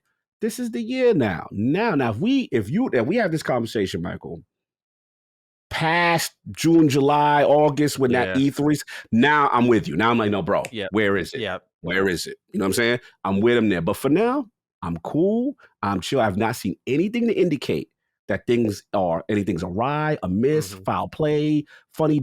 I don't get no Crossfire X vibes. Yes. You know what I'm saying? That's a good point. You know what I'm saying? So let's bring it down. And here's the thing. Twitter accounts been extremely active. They're giving it in pieces. Twitter accounts are always telling, aren't they? Yeah. You can tell when they go on radio silence, something's up. They're like giving you, hey, yo, here's the fact. Here, look at this beautiful thing. And I get it. People want the gameplay. But for last part, I'll give it to you. Is I did hear, because there's a friend of mine, I ain't gonna shout him out. He knows who he is if he's listening to Duke. And he's a big content creator. And he was like, he's kind of going in on the Starfield Twitter account, right? And he's just like, oh, this damn concert, but what the hell is this? I still don't know anything about this game. Like, this is ridiculous. And someone brought to his attention that it's the twofold purpose why it's done. It's not just to lead people on and get people excited without hiding anything, but it's also to recruit. It's also used as a recruitment tool. Yeah. And I didn't know that. A lot of times, some of these trailers and some of these things are recruited to even bring more people in as the project is going on. So that's what I got to say. But I'm Chris. This is me and you, one of our highly anticipated. Yeah. You know what I'm saying? And we might have to get Attic because all three of us are like, I might have to get Attic in on one episode with us because this is our thing. This is 18, but talk to me about it. You're the Bethesda guy. Where you at? It's funny because if this was any other Bethesda Game Studios game, I'd be like, well, yeah, see you in June, find out what the game is, probably, whether it be Fallout or Elder Scrolls, it'd be like, okay, yeah, we know what Fallout and Elder Scrolls is. I think with Starfield, it's a really interesting situation. That'll be a test of Bethesda Game Studios as a marketable company and Xbox being able to reach far and wide. Like they want to make this the biggest Todd Howard game, but they're taking the Todd Howard marketing cycle thus far, which is quiet, calm, and then come June, like Todd Howard had said, he said, we're planning a gameplay reveal probably sometime in June around E3 like we usually do, which is rare for him. And I'll get into that in a moment. But from June on, then you see a lot of the game. It's inescapable, right? And when there's nothing, there's like where is it? Where is it? There's a special zeitgeist around Bethesda Game Studios games that occur. And that's a fact. Right? And that's why this is going to be a real test, because I'm excited for Starfield. Like, I love Bethesda Game Studios, but a lot of people were excited because it was something we already knew. It was Elder Scrolls. It was Fallout. What about something new, right? How far can that reach? So this will be a real test that I think will, while they have put themselves on the map, everyone knows Skyrim. Don't get me wrong. Everyone knows Oblivion, Fallout 3, Fallout 4. I think this will be the test of like, how known is when you see Bethesda Game Studios on the box in Walmart, you pick that up and go, they made this? That person who's not tapped into the hardcore gaming circle, that'll be the test if they really do take the Todd Howard route, which I think they're going to. But I got to bring up this video topic I discussed, and we talked about it here on Defining Duke. I talked about I call it the Xbox Direct, and it was an idea that I think was first pioneered. I don't want to take credit for it because when I was looking up an image for the thumbnail, I saw that Miles Dompier actually from Windows Central Gaming had love Miles, and he had actually written a whole article about it. I was like, oh wow, this is perfect. So I want to give him credit because I think he came up with the idea first. Where Xbox with Activision, things are about to change, right? When they get them in the building, it's going to be a whole different landscape, and they have a lot of different projects to balance on top of third party, on top of Game Pass deals. And I was kind of calling for this idea of a direct style event for Xbox, a state of play style event for Xbox, and seeing how they could squeeze that in. That could allow them to do more intermittent updates, which I know in the case of State of Play, you could see how that'd be underwhelming. But the idea was that Xbox is going to have so much on their plate that you can't just load up in my eyes, an entire E3 showcase with all of these games, because some of them do deserve extended previews. Like I think Avowed is certainly one. Fable is certainly one. Hellblade 2 is certainly one, right? Where you could go on. Starfield, absolutely one. And but Todd Howard is a guy who, hey, my cadence is I want to do my half-hour preview, show you from top to bottom what this game is when you get it, right? Yes. Like that's what it is. He did it with Fallout 4. He did it with 76. And it was effective because people get a long, transparent look at the game that, by the way, Xbox Now and Bethesda can control, right? You don't need the previews. Fallout 4 didn't, as far as I remember, have any hands-on previews. I don't think it had any, as far as I was aware. I'll have to double check that. But that was a game that the marketing was so powerful that it came out and it got really great scores. Obviously, it was flawed, as people discovered over time, but it was a game with a really effective marketing cycle. So I think with that in tow of all these other games you got to show off, you might I would imagine they're discussing the idea of like, should we pull the trigger like a month earlier, so we can create room for other stuff? Because if Todd wants to show this game for half an hour, well, does that overlap all the conversation that if they showed Avowed and Hellblade 2 earlier in that showcase, does that destroy all that momentum? I think they could make an Xbox Fan Fest, make it week long and show off trailers each day. Like there's a lot of ways they could do it. But my idea here is they have so many big games now. They're bountiful riches here that they have to dole them out carefully. So Starfield, I think, being priority number one, you need to put that on the big stage, and you got to also account for how Todd Howard shows his game. So I think, Michael, we got to keep it calm because this is so far typical Bethesda Game Studios marketing. In fact, I just want to throw in here, I'm sorry, I'm rambling a little bit. No, this is good. This is good information. But I want to just throw out there that this is, in fact, the most I've ever seen Bethesda Game Studios talk prior to the official reveal of their game ever. Probably since Skyrim, actually, when I was reading all those previews in class that I failed. So Starfield is getting concept art trailers. They're talking about the lore. These were things that were locked down national security secrets. Like they were not sharing anything for Fallout 4, anything for Fallout 76 even. But with Starfield, they're like, here's a planet you're going to visit. Here's a Todd Howard interview, and he's going to give some details. And I think that's the difference maker. For us as gamers, mostly it's not exciting. For me as someone who practically studies Todd Howard as a person, it's like, wow, this is so different in a lot of ways. They are talking more. It is a big step for them, to be honest. But I know for most, like you, Michael, and many others, they're not giving much. They're kind of aggravating people. So that's the issue here is the perspective of it all. Yeah, no, this is a great point. And the last point I want to add is that, one thing that I think a lot of people lose in sight is they, like you said perfectly, they are kind of sticking to form.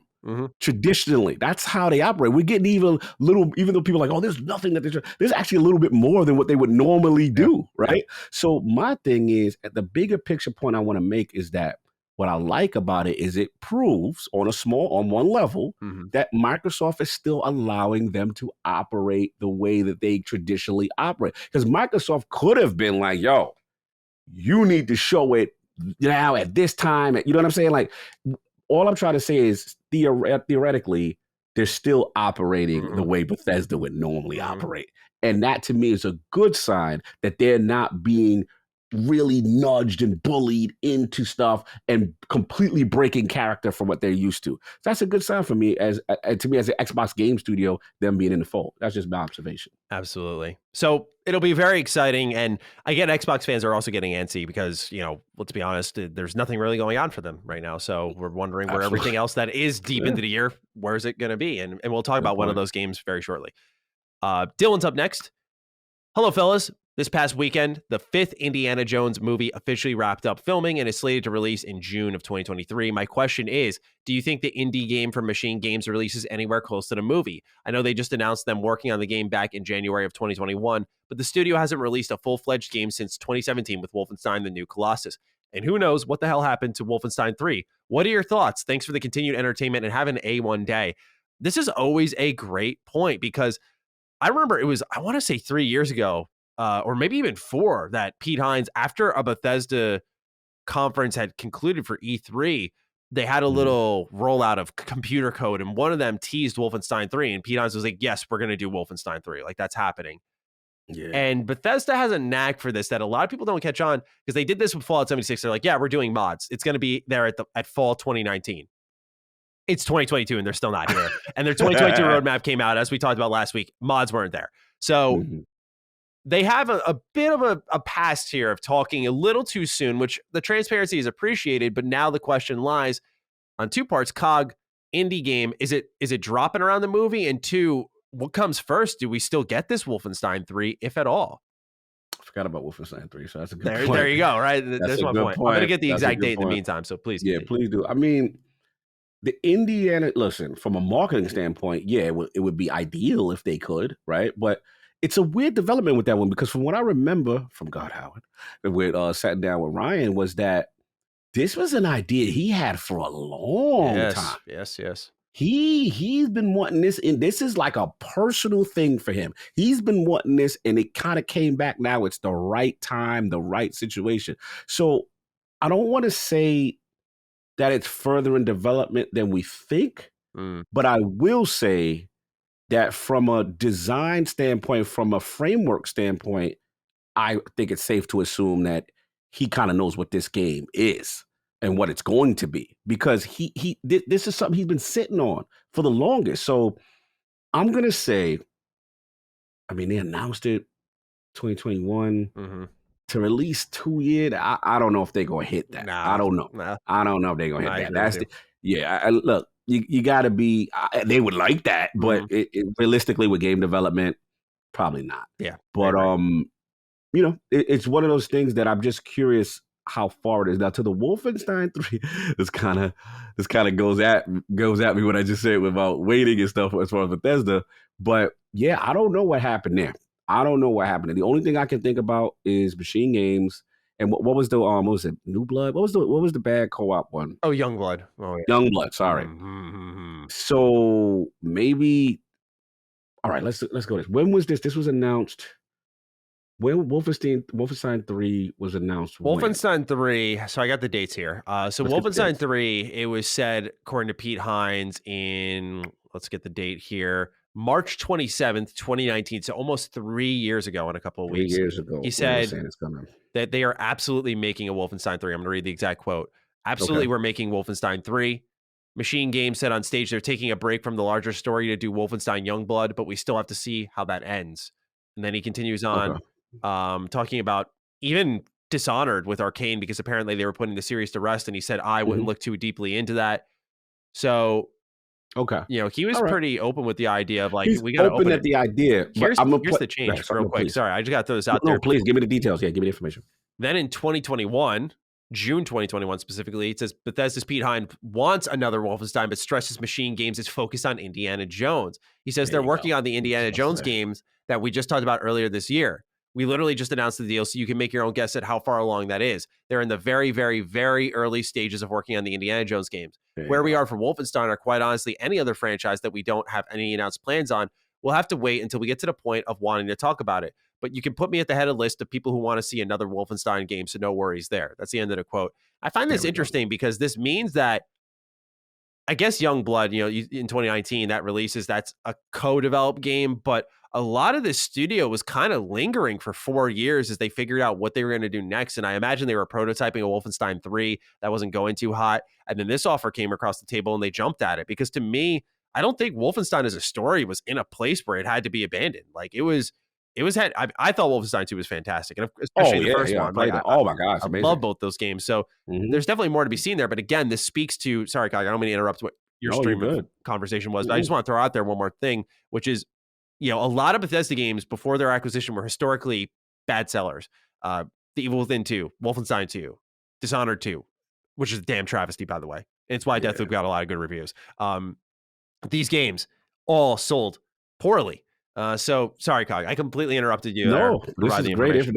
Always stop me always stop me when you have up-to-date information and pertinent information. That really helps me big time. It gives me an informed opinion because I like the informed opinion. Of course, we don't want to look stupid out here. Yeah, only like me. Nah. You give me that nuanced opinion that Cog likes. But Cog likes more information. So it is interesting because Wolfenstein, to me, just shows how fluid things are and things can change. And I just think when I look at Wolfenstein, these are great games. I love the 2 especially. And, I didn't play Youngblood because I heard bad things. And even though I'm a co-op guy, I'm like, damn, I don't know. It's, that kind of thing. I just think that the Machine Games, whatever up top, God, how it felt, this would be a good fit for them right now. This team's not doing anything right now. And then maybe it goes to show you with the development of what they're available out of all our studios, let's put them on it. And that just shows to me with the latest statement from Pete that, Wolfenstein 3 is coming, but it's in the back burner. Indiana Jones has now taken that place. That's just how I look at it on a pure base level. But yeah, I don't. And now that I'm more thinking about it, it ain't making that movie. it ain't most likely not going to co-release with that. Absolutely. Mm-hmm. All right. Well, with that, we spent a lot chatting with the audience. Let's spend some time with the news this week. Certainly, we're definitely having some in-depth conversations throughout this whole show. So let's get into it. Starting off with number 1. S.T.A.L.K.E.R 2 is being developed in Kiev-based studio GSC Game World, where it has originally delayed the release of their biggest project yet to December 8th, 2022. With Russia's invasion of Ukraine and troops massing outside of Kiev, this studio was the first to speak out against it, and now the team has posted a video called Lights, Camera, War to update the audience on the plans for the studio moving forward. The video answers a question the team has frequently received in the last week, which is, how are you guys? And their answer is simple, quote, now we are striving to help our employees and their families to survive. The game development shifted to the timelines, but we will definitely continue after the victory, end quote. I wanted to put this one at the front of our news right up here, just because what's going on in the world is extremely sad right now. A lot of anxiety right now, and it's extremely depressing. And I know a lot of people listen to our show to get away from all of that. And I was trying to be very conscious of including this because I think it's very important that we stay aware. But for me, if you've followed my content, you follow my online platforms, I try to separate that stuff, not because I don't care, not because I'm trying to bury my head and be an ostrich, but more so because I want to make sure, I think it's really important that we stay aware and we talk about these things, but just so the audience knows, because I know Colin's very much like he speaks on a lot of these things. Yeah. And for our show, and I'm willing to receive feedback on this, I think it's super important that people have a place they can go to get away from that, because it's all over, and rightfully so. It's terrible what's going on. I'm not arguing against that, but I just want people to know, if they were wondering why there wasn't a comment submitted or anything by us, it was weighing heavily on me, and I do have some stuff I want to share about this, but this was a way that I thought was a good entry point to discussion, because it kind of puts into perspective the conflict a bit, where this is real, right? Like the game's stopping. It already got delayed 8 months, and it's like they're like, we're stopping. We got to focus on living. Like, that's terrifying to hear. Like, we got to survive. And so my thoughts, my wishes, prayers, anything I've donated to the crisis funds, to support, is all with them. And it's just terrible. Do you have any thoughts you want to share, Cog? Yeah, no, first of all, I appreciate your candor and transparency with this subject and bringing it up, and how we intend to move with defining Duke. And I agree in the sense that this is not a situation where it's like, we just want to bury our head and not say anything just for the sake of it. But at the same time, I am cognizant of the fact that we like to provide people an escape for what's going on in the world, so that they're not inundated with their news feed all the time about all the negative things that's going on in the world. That being said, with this situation, this is literally affecting a game studio and of a highly anticipated game. And we're seeing now the real world effects creep in, right? So my philosophy is always like, when it creeps in now to the gaming on a level like this, then it is worth mentioning, because we can't ignore, because let's be honest, like Stalker 2 is definitely still one of a highly anticipated game. People had that on their list, so we can't ignore not talking about it. So it's a reality check, and to see the studio come out and say that it's just about surviving. It's pretty sad. It's pretty sad to know the conditions have gotten that bad, and that now life has taken precedence. And look, I'm all about supporting. I'm all about bringing awareness, and I just pray for everyone over there, because it's a really scary situation, and you just hope that this can get resolved on some level, because man, the reports are not good. So salute to the whole team. And life comes first. I'm always on the mindset, my life comes first. Absolutely. Life comes It's first. kind of thematic for this episode. We were just talking about with something as trivial, if you think about it, as the review cycle. Like it absolutely does come first. And it's really sad just because, people ever want to check, like you can see on my Instagram profile, for example, because a lot of people have always asked me about it whenever it's there. You'll see I've always had a Ukrainian flag on my shoulder patch for my hockey league that I played in. And it's because my best friend growing up is Ukrainian, and so like we always joked, funny enough, that like it was like a cult like society, because he had like his Ukrainian group and then he had like us as his friend group, and we're like, let's intermingle a little bit. And their culture is just fascinating, really. And like that was, I played in Ukrainian hockey league, like I've and to be like the only American, if you will, brought onto a Ukrainian team, it's like an honor. It really is, that to kind of feel loved by that. And I'm not going to act like I am there sharing the same pain as them. And I'm not going to pretend like I'm there in Ukraine where all this is happening. But it hit close to home, man. Because like, that's my brother. And I think of, all the people who I know and the pride that they have. Like, it's not just something people are putting up on Twitter. Like, they have always been a prideful people. And, I've seen it myself to the point where, again, like, it was one of my best friends and we'll joke about it a ton. But it's just, amazing to see that be brought onto a world view. So it was just really sad. But while I'm not Ukrainian, I would argue I have a little Ukrainian pride of my own.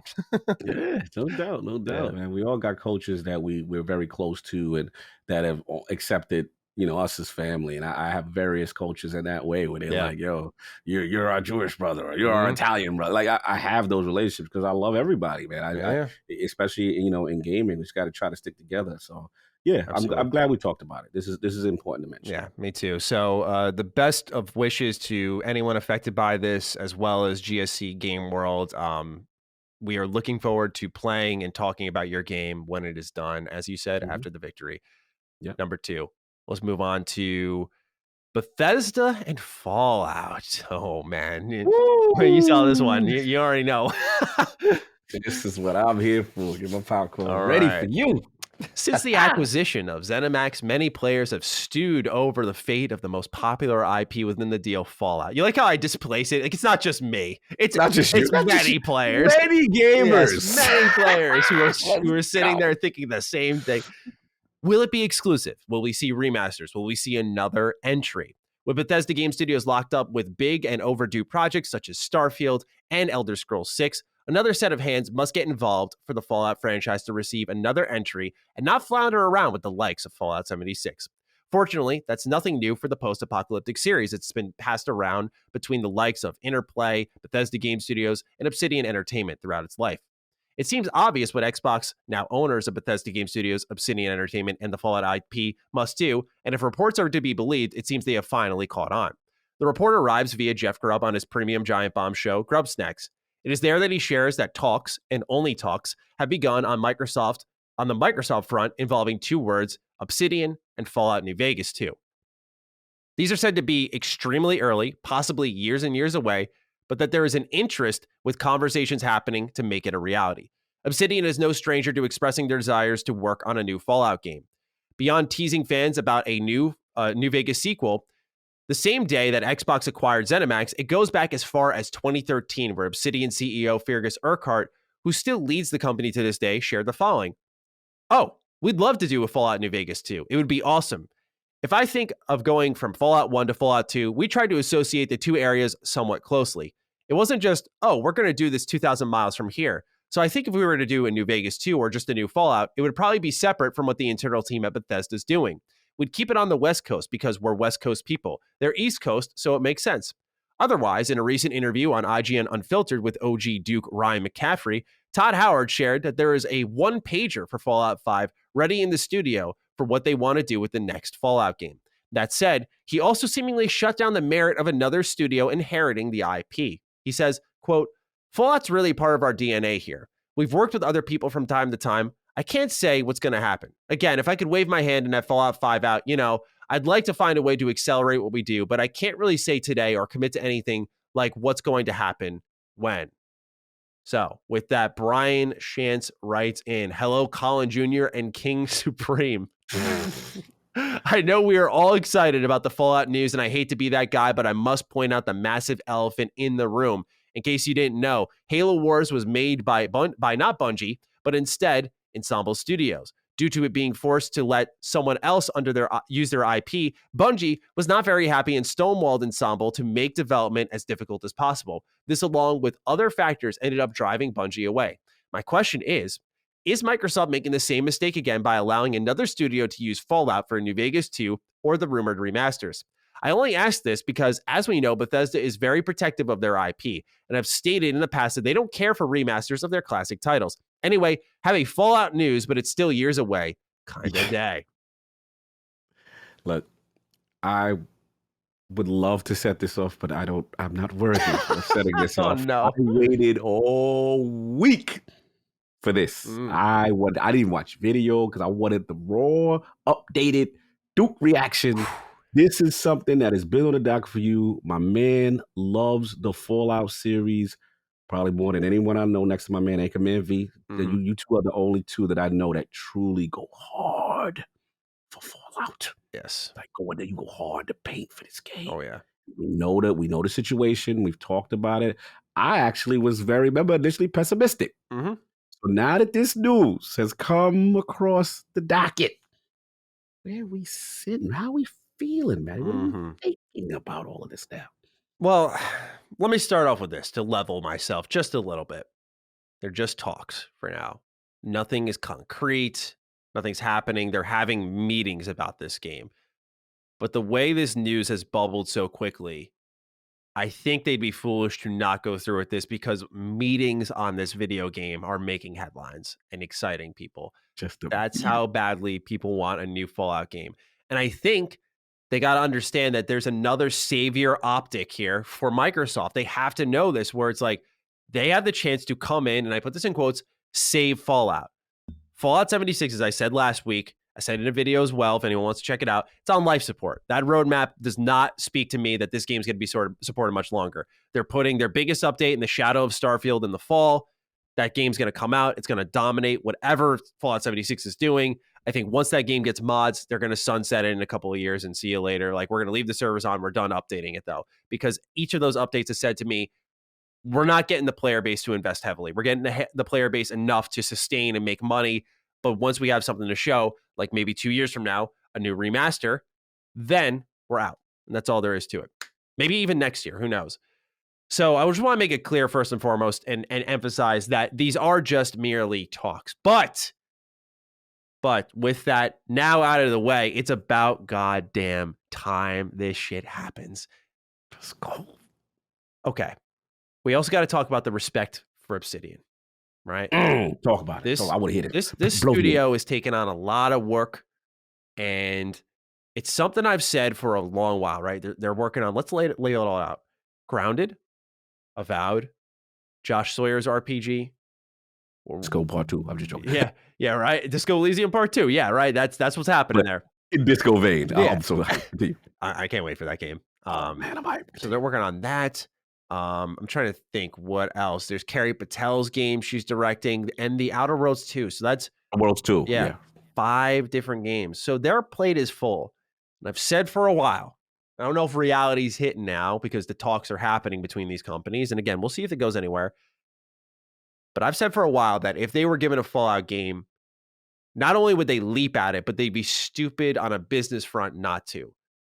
As much as I'm loving seeing Obsidian and Bethesda get along possibly, they're friendly rivals. Let's be honest with ourselves. They're friendly rivals. There's a reason why Obsidian's going for their Skyrim moment with Avowed. Like, you could tell by the trailer, the sword and spell in hand, they looked at Skyrim and said, this is our moment. We got the budget. We're going to do this thing, right?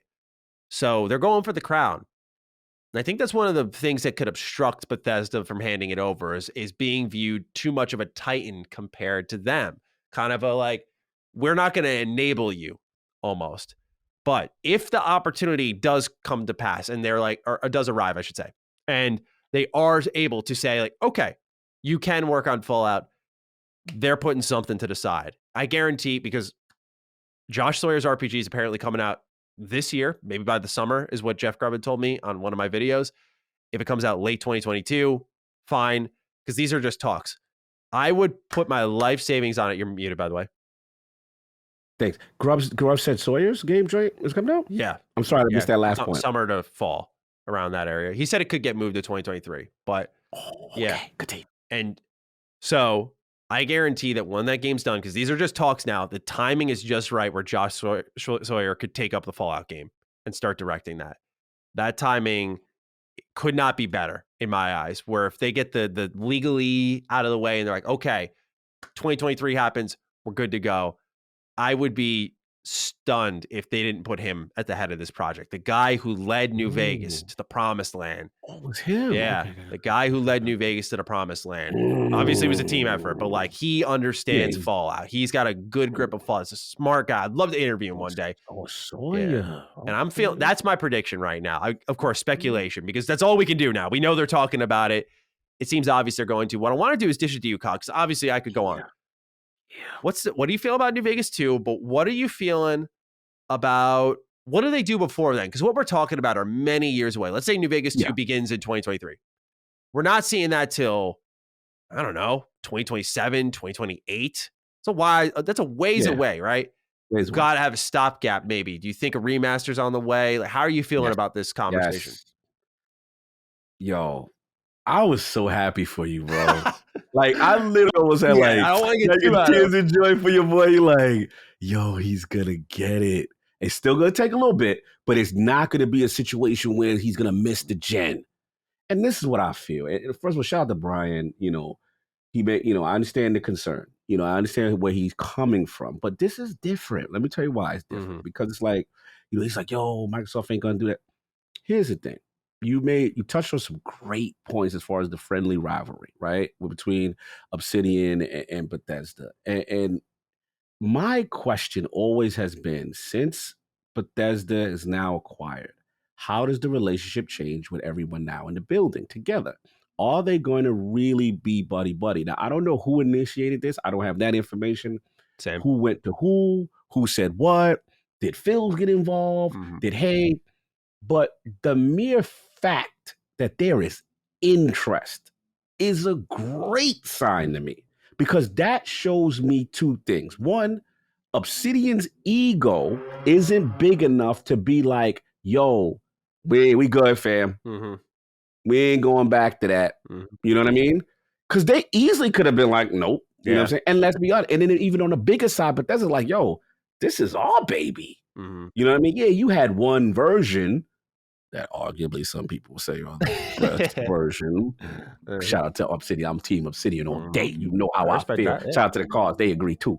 But like at the end of the day, it's like the argument can be made at Vegas, but I could see Bethesda say, yo, this is our baby. The fact that they're even willing to have a talk, because from my understanding, remember when I was on before, right? With what you call it, the vibe at that time was like, we take the Fallout IP very seriously.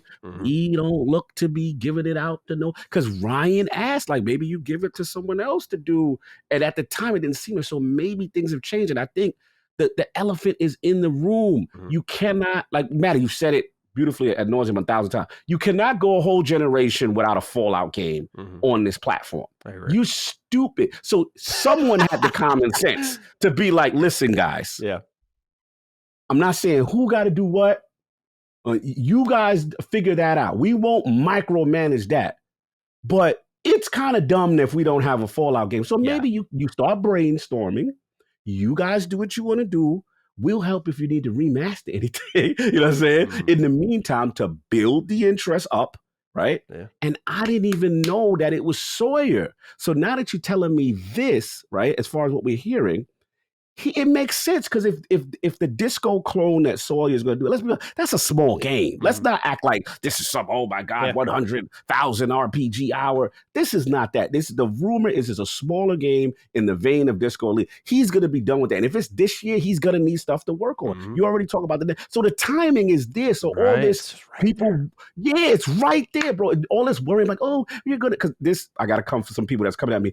I got pushback on IOP.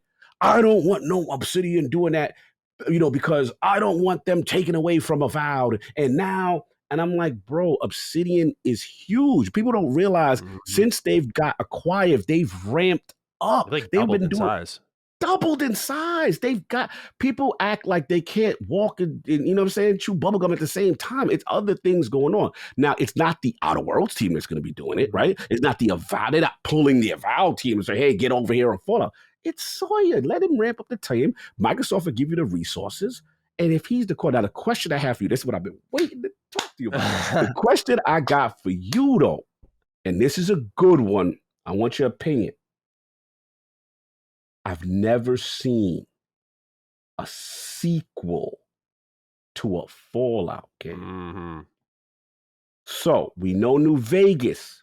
Some will argue the best, could say that's the best Fallout game that they made by Obsidian. Yeah. Do you think there's a scenario where it's not Vegas 2? Yeah. And that it's another Fallout game? Yeah. Because I've never seen a direct sequel. Mm-hmm. No, you're exactly right. Yeah. You know what I'm saying? How do you really do it in a sense? Like the main character is your own choice-driven concoction. Yeah. So how do you really sequel anything? Like, so my thing is, and then you hear, what's my man, Furquhart? I always butcher his name, the leader. Fergus. We got Fergus Urquhart. Sorry, I missed Fergus. I'm gonna have to start making some calls. Fergus, we got to get you on. I think you guys are the GOAT. You got to get you on to do it. Yeah. But anyway, you know, he said we're a West Coast team. Those guys are East Coast. You know, back his old statement. So maybe had they been to Cali yet? Has Fallout been to Cali yet? Yeah. That's pretty much what New Vegas is in a lot of ways. So, well, also Fallout 2 has Cali. So okay. So, but here's my question: do you think there's a potential, a possibility that this could be a literally Fallout 5 as opposed to Vegas 2? I think the reason, okay, so first off, my interpretation when I see New Vegas 2 is that's a placeholder to kind of get the idea of like a New Vegas successor of some kind. And that's why I included the quote here from Fergus Urquhart, because I think that mentality remains the same. And I think it's the most obvious way to do a new Fallout game that feels important without having it step on the toes of what Bethesda Game Studios wants to do in their one-pager, which would be another Fallout game on the East Coast. And a lot of people wanted that cadence, like have these two kind of gradually fill in the states from East and West and just close in on each other. So, you know, for me, I think what's most exciting about Fallout game, it's like Assassin's Creed in a way. It's like, what's the setting? Yes. When and where are we going to be? Because I remember, you know, for all intents and purposes, like I don't think 76 is that great, but I think that the world is awesome. They made West Virginia cool. West Virginia. That was an achievement, I think, in world design, because it was just like you made this place that no one's heard of. You put it on the map. That's what these Fallout games do, just like Assassin's Creed did, I thought. So there is that excitement there. And I think there's an understanding that when you go to a new locale, there's a feeling of like, this is a new game, right? We're not retreading old grounds. So I think for starters, like if you're going to retread that old ground, remaster it, right? That's right. Priority one. I think that they use New Vegas too, so that internally there's an understanding on a design level of what we're going to do, right? A follow-up to the game we made, which, as they said, Fallout 1 and 2 are direct sequels. Like they are roughly in the same world. They do follow a somewhat continued story. They do have different mechanics though, and Fallout 2 is amazing, by the way. I love that game. Educate me on the location differences between 1 and 2. They were the same area though? They were roughly the same area, yeah, as far as I remember. Because it's been 7 years since I played, but actually, let me double check that, just because I'm curious. Fallout 1 setting. Sorry, I'm not. No, let's do it, because that while you're looking that up, that's my only concern / question here. Has there been precedent? Has there been a scenario where it's like, okay, we were in, you know, Cali and Los Angeles is this one and San Francisco. I'm just making it up. You know what I'm saying? Yeah, where its proximity is close and it's still kind of a sequel to the last, because I didn't know. I came onto the series since 3 on. You know what I'm saying? So I'm late to the party, but I'm very curious about that aspect, because that would shape the thought process. Yeah, but both are West Coast. I know, like Fallout, it takes place in Southern California. Like I'm double checking now. That is California. Okay. And I know Fallout 2, it says takes place on the West Coast of the United States in what is modern day California. Oh, so it did. Yeah. Sorry, I apologize to the audience because I'm sure that was tough to listen to as someone who's a self-proclaimed Fallout freak. But it has been a while. I'll be honest. But these two, I just want to be overly certain. You know when you feel like you know something for so long and then you have to like double check. Yeah, so they are roughly in the same location. Right. So Fallout New Vegas, I too will say, in my opinion, kind of follow those same patterns. Like you would see the desert-like environments and stuff, but it wouldn't be specifically New Vegas over again. And if they did do, let's say what Fergus Urquhart was talking about, where they kind of did a Fallout 1 to 2, where it's like 80 years later and roughly the same location, a lot can change between then and now. And that could be a really cool experience that a lot of people are for. And there's a brand familiarity there. There's absolutely a loyalty there. So I think it'd be great either way. But it would definitely be different for a modern Fallout. We haven't seen it since then. Right. And here's the thing too, and I hate to make it, a tit for tat, battle for battle, because I love Bethesda. You gotta stay. This is like, for me as a fan of the platform, having Bethesda in the building and Obsidian in the building is like this all-star team, right? And it's just so cool to see. So for me though, I have to say, as great as Bethesda is, I feel Obsidian, when it comes to entertainment in their writing, I don't know, they just make me laugh. They're funny, the character. Like, I played Outer Worlds. I'm having a ball laughing. You know what I'm saying? Like, it's something the way they write. I just feel, not saying that Fallout's funny too. Don't get me wrong. You know what I'm saying? They don't, Bethesda's Fallouts, they have humor in them. Not saying they're devoid of it. But I just feel Obsidian sometimes, they just nail certain aspects that I connect a little bit deeper, where I feel Bethesda experiences are just more grander and more, oh my God. Like, I give them, they're more grandiose. Yeah. I'll give them that. You know what I'm saying? Yeah. That's all. But what do you feel about that aspect in pertaining to a new Fallout game if this goes through, per player, Obsidian is doing it? Yeah, I mean, I'm just excited to be getting anything new. I think it just makes so much sense because even with Bethesda, like, their hands are tied. It's like you're not going to be doing anything else anyway, right? Your roadmap is there. Starfield, then Elder Scroll, and then like from there, you can just, like, by that point, it'll be time for you to make a new Fallout game if someone else has made a new one between now and then. Like, we're talking Elder Scrolls 6 by probably 2026 or 7. Like, by that point, a new Fallout game will be coming out, and you could start in earnest on Fallout 5 and have that out in the 2030s. Like, that's it right there. So, and that will be that could almost be kind of like what Starfield's lining up to be, like the beginning of a new generation, and here's the new Bethesda Game Studios game. So, yeah, man, I know that kind of didn't answer your question at all, but it's just like, I'm just on a writing front. I like them both a lot. I think they have strengths in their own way. Like, I do think Bethesda Game Studios is clearly the weaker writing, but I feel like Bethesda Game Studios has been able to evoke more emotion. And that doesn't necessarily always mean humor and a crazy vocabulary. Because I think of it like, when I play a Larian Studios game, when I play Divinity Original Sin 2, I feel stupid because I'm like, they're using words I've never heard of, and they're such eloquent writers there that sometimes it can actually harm the product. It's like, you don't just use the word good instead of grandiose or whatever, right? I know you just use that word, but I'm saying, like, I love it. Let's keep it simple sometimes. Like, simple is good in a lot of ways in gaming. And I think some writers get carried away with being a little poetic. Sometimes less is more. Right. And I think Bethesda Game Studios understands that, and why I'd say Fallout 4 was one of the stronger Fallout stories. It was the only one that could get me at least a little bit emotional. I was like, okay, like, I'm invested in these characters. Where Fallout New Vegas is like, oh, I found Rose of Sharon Cassidy, and she's a drunk and she's making dick jokes. Like, who's this chick? Like, what's up? Like, come on, join my party. Let's see what you're about. So they have different writing styles, and I celebrate both their strengths. I think Obsidian's clearly the better writer of the two. I think it's clearly the better writer of the two. But they if I were to hear Bethesda Game Studios was making the next Fallout game instead and it was coming soon, I wouldn't be upset. Which a lot of people would be upset though. They're like, oh, they're written so poorly. I'm like, I don't necessarily agree with that. They're not as deep and complex as an Obsidian game. Like, when you look at the morality of Fallout 3, it's either good, neutral, or evil, and everything falls in line with those actions there.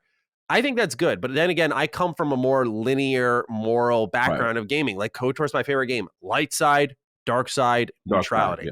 So I think that's where choices function the best. So I'm a little biased in that department, but and that's fine. That's what makes you love the games. I'm excited. Last point I'll say is the only reason why I'm so more excited for Obsidian aspect is because I always feel their choices affect the game more. Yeah. At the end, you know what I'm saying? Where it's like, yo, these paths truly changed the world, and oh man, like these people ain't messing with me no more. And because I started to mess with, I blew up Space's Choice. They no one from Space's Choice like me. Like I like that stuff when you affect them. But anyway, I'm excited. This is what I couldn't wait to talk about. Absolutely, man. Especially in the Outer Worlds, this will be a small spoiler of one of the choices you can make in the beginning of the game on the first planet, where you could do a robot invasion of the town. Like that's amazing. I love that. I love that. That's one of like 4 different things you can do in the beginning. So, oh yeah, that's great. All right, number 3. Valve has recently released the Steam Deck and has been met with a strong, positive reception thus far. Speaking to PC Gamer, Gabe Newell, co-founder and president of Valve, revealed that he is open to bringing PC Game Pass to the new hybrid system. Quote, I don't think it's something we need to do ourselves, building a subscription service at this time. But for their customers, it's clearly a popular option, and we've been more than happy to work with them to get that on Steam. We've talked to the people there quite a bit about the topic. If your customers want it, then you should figure out how to make it happen. That's where we're at, end quote. Black Magic Fuckery, the Bussy Butcher, writes in, Yo, my Daisy Dukes. Valve has just said that they'd be open to having Xbox Game Pass on Steam. Of course, Valve is just after the 30% cut. But I think there's serious potential here for this to be a quite mutually beneficial agreement for both companies. The Xbox app on PC sucks. It rips shingles off my roofs, and its abhorrent performance is the reason I'm not currently subscribed. As the cogism goes, I say all that to say this. This is the one who got it. It's the main reason I picked it, actually. I loved it. Is this something you think Microsoft would be interested in at all? Or is Valve too much of an explicit competitor in their view? How you feel about this? Game Pass on PC? So much to digest here. All right, let's start with the first bit.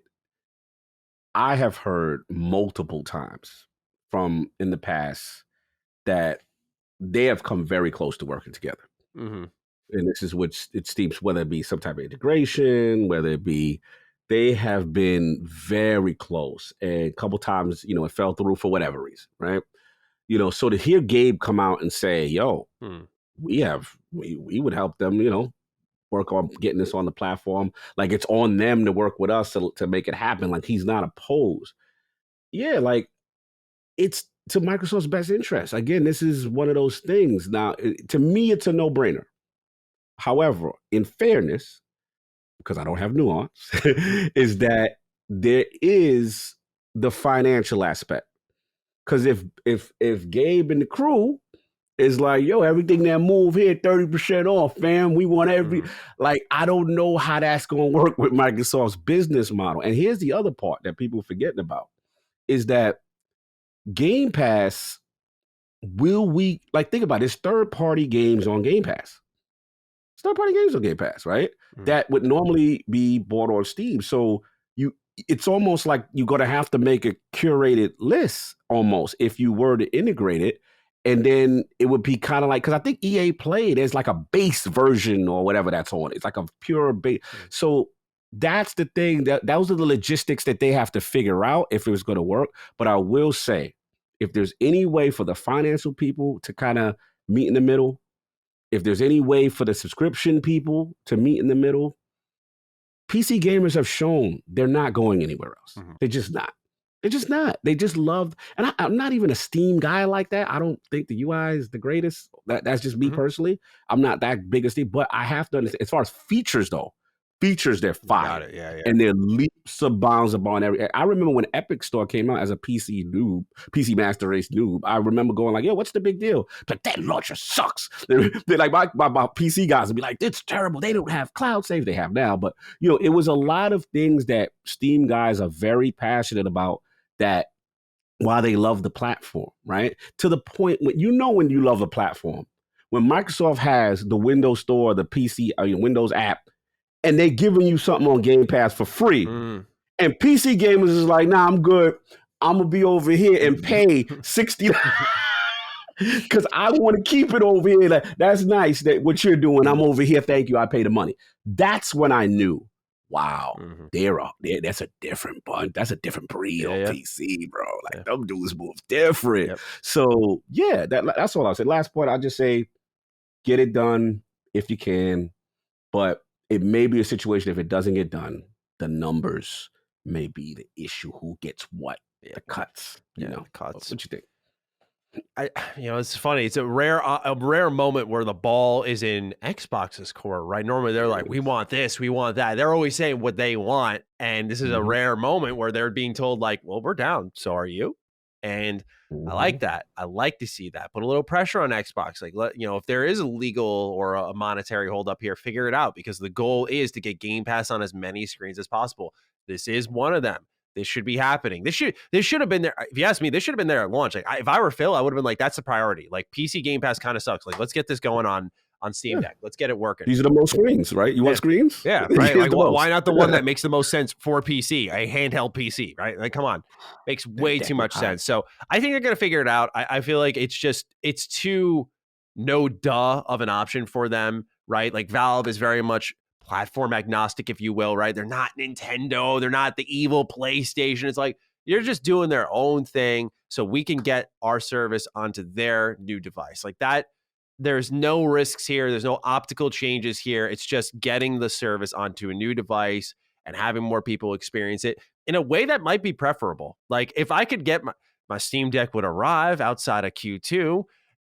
You a Q2? You Q2 gang? Yeah, I'm Q2. So, yeah, we Q2 gang. Yeah. Oh, okay. So if my Steam Deck would arrive, I would love to be playing a little Elden Ring on the go. And you're telling me with like them bringing, we'll talk about it in a little bit, Guardians of the Galaxy on there, being able to access that on the go. I mean, just the options, the branching options there will get so many signups that you just figure it out. Just get the deal done. Even if you got to give them a little bit more of a cut. But I don't think Valve's like that. I don't think they're suddenly going to reach for a huge, like, well, give us 40 now. Right? I don't think that's what they're looking for.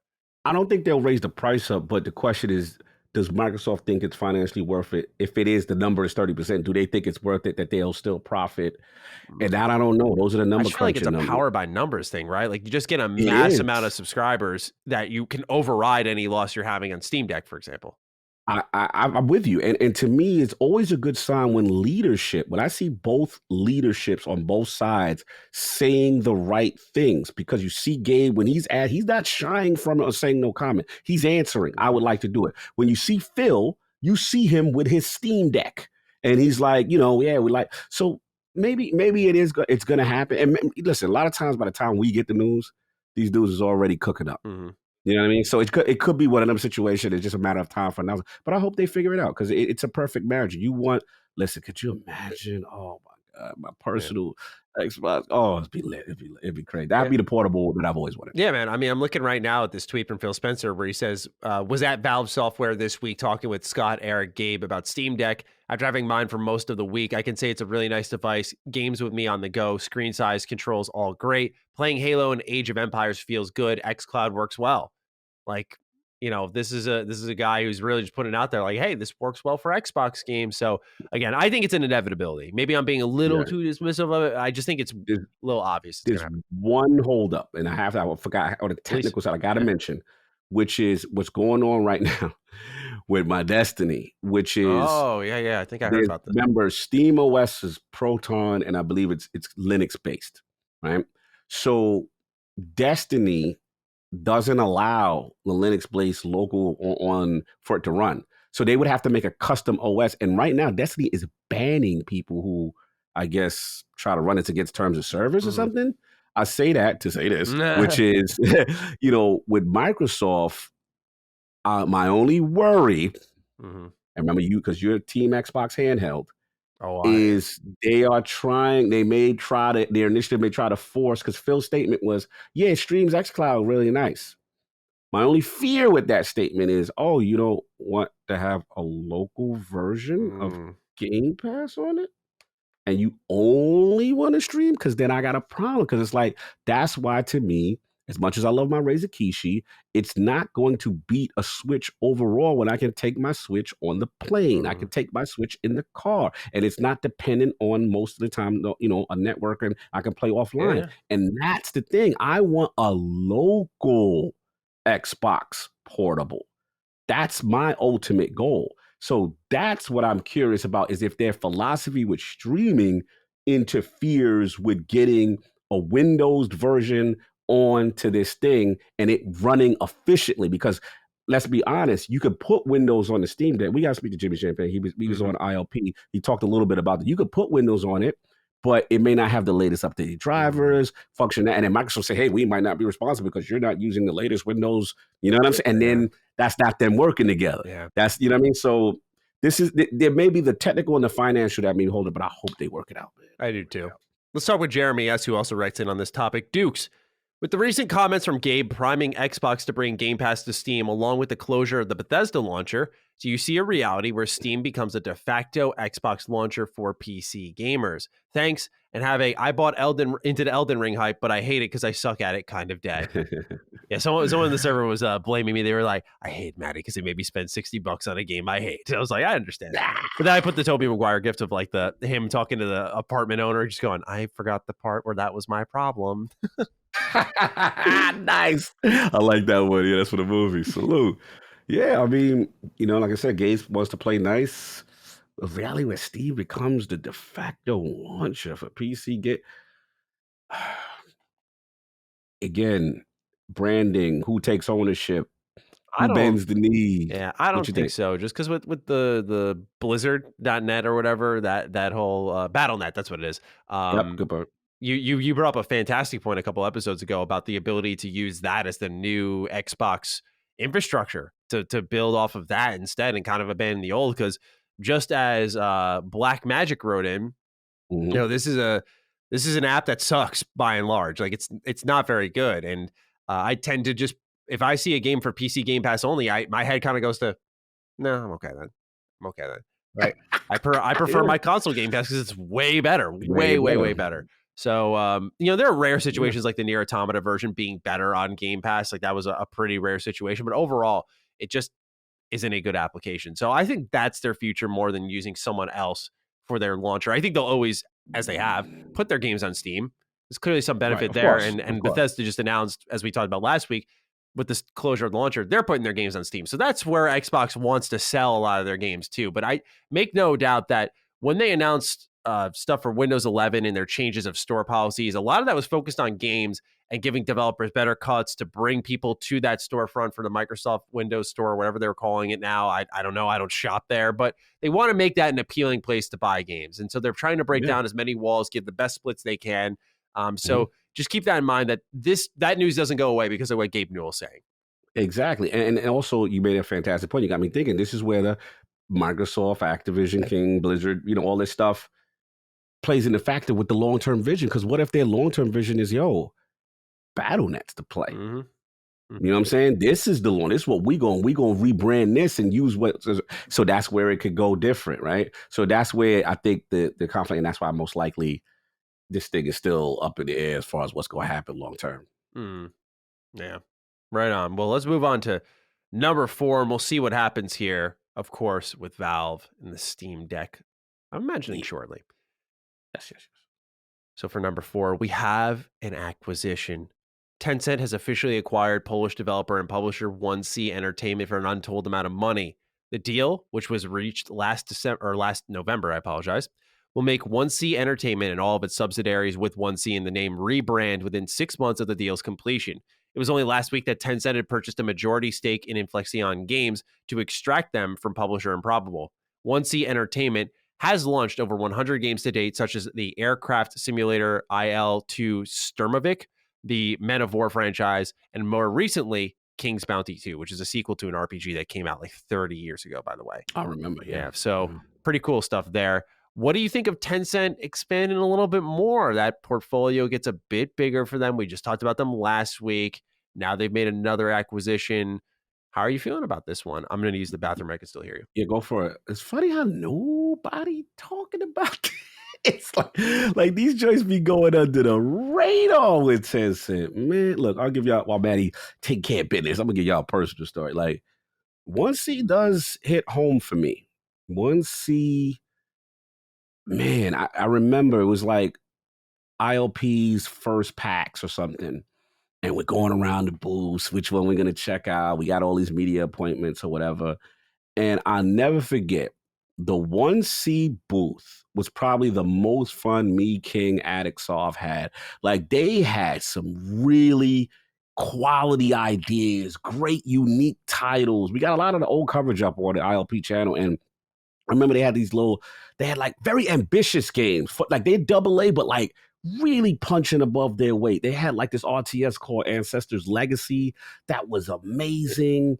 They had like a Final Fantasy Tactics clone. We interviewed the dev. It was a dev and his wife, and oh my god, it was like a husband and wife team with this beautiful hand drawn art. Oh, Fell Seal. Oh my god, that game looked like everything. Like I remember working with PR, going through like usually when you go to these shows and you're doing media, like the PR wants you to see all the games. Or, they're working on this and working on that. And let's be honest, not all the games are fire. Not all of them are, right? 1C. I remember me, King, saw that. We like, yo, 1C's booth was lit. They had games. So it goes to show me, like, with the Tencent thing that, game development is hard, and game development cost. And if the games that they did put out, we reviewed a lot. If they may be, they may did well review wise, but they maybe didn't sell. And it just comes down to like, look, I never judge anyone. Let me be clear. I've never judged anyone if you're going under, right, to take a bag. But again, as we've said numerous times, not every bag is a good bag. And now we're going to see what happens, right? So maybe they are saved and maybe, what's going on. I have friends over there. So this news definitely hit me different personally. Look, I don't want a studio to die. I'm always going to be pro dev. My only concern, like we said it on Defining Duke Ultimate, we said it with Colin, all those nice original ideas and how you want to be transparent with the type of games you make. I hope that that's very clear in the paperwork that you can still do what you want to do, because what we've seen historically is you can't do what you want to do when you're under Tencent. So that's the thing you got to pay attention to.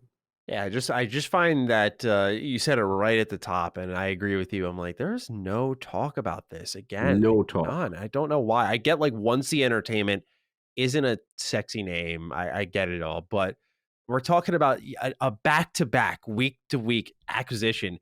And it kind of brings in the question, right? Remember when Xbox announced that they were buying Activision Blizzard King, right? And they're like, okay, it's number 1, Tencent. Number 2 is going to be Sony. And then we're number 3 in revenue for gaming. So this is why we're making the acquisition. And we're clearly not market leaders. We don't have a monopoly. But then you have Tencent just gobbling up more companies back to back to back. And I can't help but look at this and go, like, when does any intervention happen for them? Right? When they control so much in the market, majority, minority stakes everywhere, owning a ton of these companies. It's just a question I got to ask, because I get, optically speaking, how we talk about Microsoft in that way. But I just, again, find it fascinating that, is it because they don't get as much coverage? They don't draw as much attention from the FTC? Because one thing that we learned about in our conversations with Hogue is like, a lot of it is kind of dependent on the mood that day. Like, hey, do I like that? I don't. All right, I'm stepping in. Like, no, you're not getting that company. Like, that's not what's happening here. And is it because Microsoft's just come under fire from the FTC on multiple different occasions? I find it really surprising no one wants to talk about this, because we talk about consolidation and fears of consolidation in the industry. Like, 1C Entertainment was a good independent publisher. They were. I like 1C. Right? I like 1C a lot. Yeah, so I played King's Bounty too. It was a good game. It came out late last year. It got covered up by a lot of other releases, but it was for a AA game. This was a solid one, man. Kind of like what I wish I saw with Elix 2. This was a solid game and an RPG that didn't really need to exist. We're talking, again, like 30 years since its first entry. That's crazy to think about. That's a passion project. So like 1C does some pretty good work. It's not a no name going off the board here. Like, I understand last week when we talked about Aaron Flynn's studio with the game Nightingale, like, yeah, I get that being not a big deal. We've not seen much. It's not something in existence. This is something that, as I mentioned in the write-up here, 100 games to date, like, it's just something people got to really wake up to. And I know the Last Stand audience is aware. We talk about it here consistently, but beyond our audience, people got to be a little more aware. Yeah, absolutely. Again, White Walker theories, like everyone, next day you wake up, someone turned, this one turned, that one turned. You know what I'm saying? Oh, damn. You know what I'm saying? Like, and then you got to make the moral choice again, right? Remember we talked about, like, damn, like, am I not going to buy 1C games now? Like, these are my people. Yeah. Like, but then it's like, yo, what if the game come out and, I don't know, racial people, no gay people, no choice, no. Yeah. What then? What? Like, am I really like? It's they're making it tough. People got to pay attention. Yeah, they're making it tough. They're making it tough to have a complete moral compass where you are completely absolved from it. It's getting to that point. It's going to cross over and it's going to affect the game you like. Exactly. And it's kind of what we were talking about with Platinum, right? Like one of these days, like, yeah, you might be big on 1C. I think awareness is good, but you might not care even after what we said. But then they'll get someone that you do care about. That's what everyone's waiting for. Like they're going to get Remedy or they're going to get PlatinumGames. They're going to get someone who has reach that is known. And that's where people are going to go, what the hell? And then you're going to check the news and see that there's 8 other stories in the last 2 months of them buying people.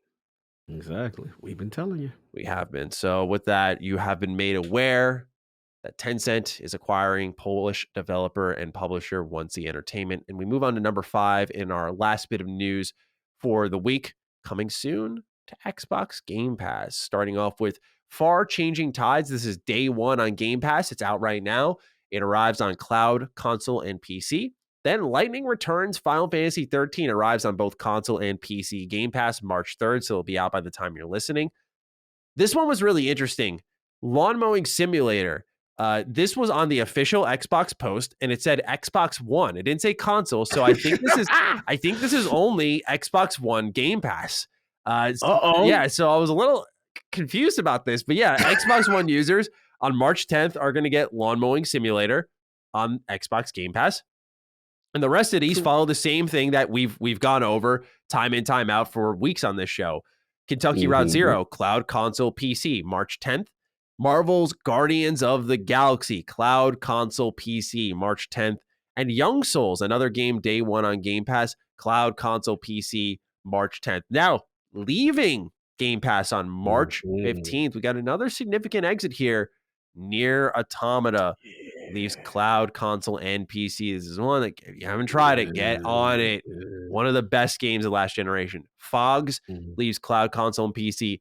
Torchlight 3 leaves cloud, console, and PC. And if you want a Souls fix, this is one that's not talked about enough.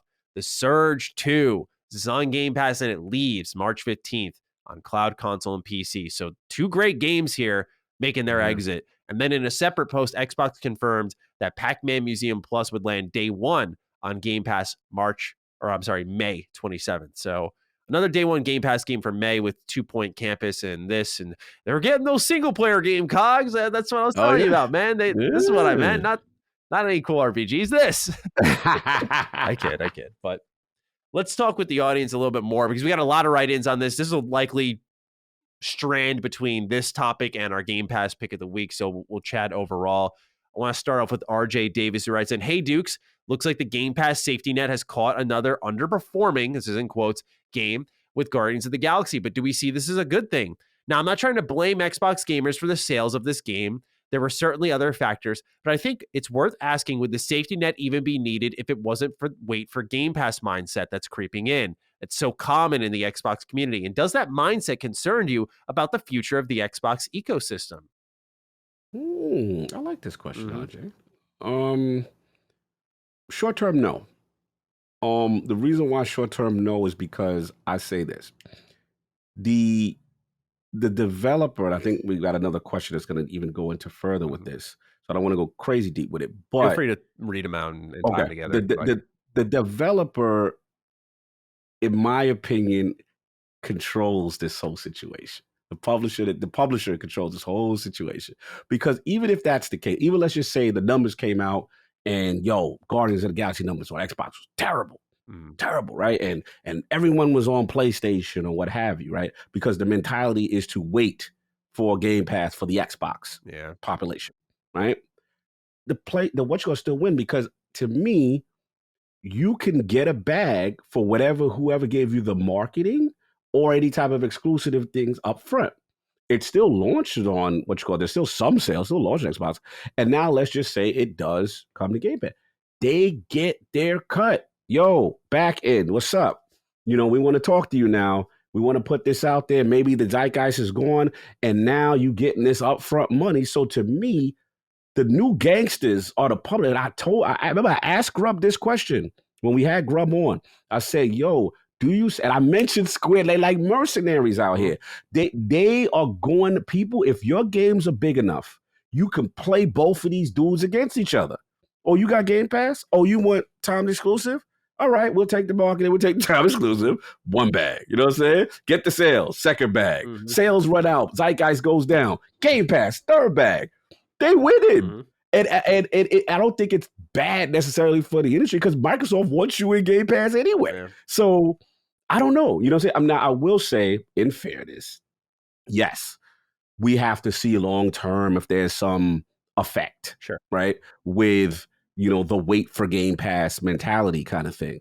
But according to Microsoft, at least right now, that's what they want. Mm-hmm. So we just have to monitor it. We have to monitor it. Absolutely. It is definitely worth monitoring the mindset for people because we do have a write-in that did mention, I don't know if we have it here, but they did mention that they didn't pick it up because they wanted to wait for Game Pass. They could just feel it. And there are games with that feel. I think we always go back to it, or at least I do, I should say.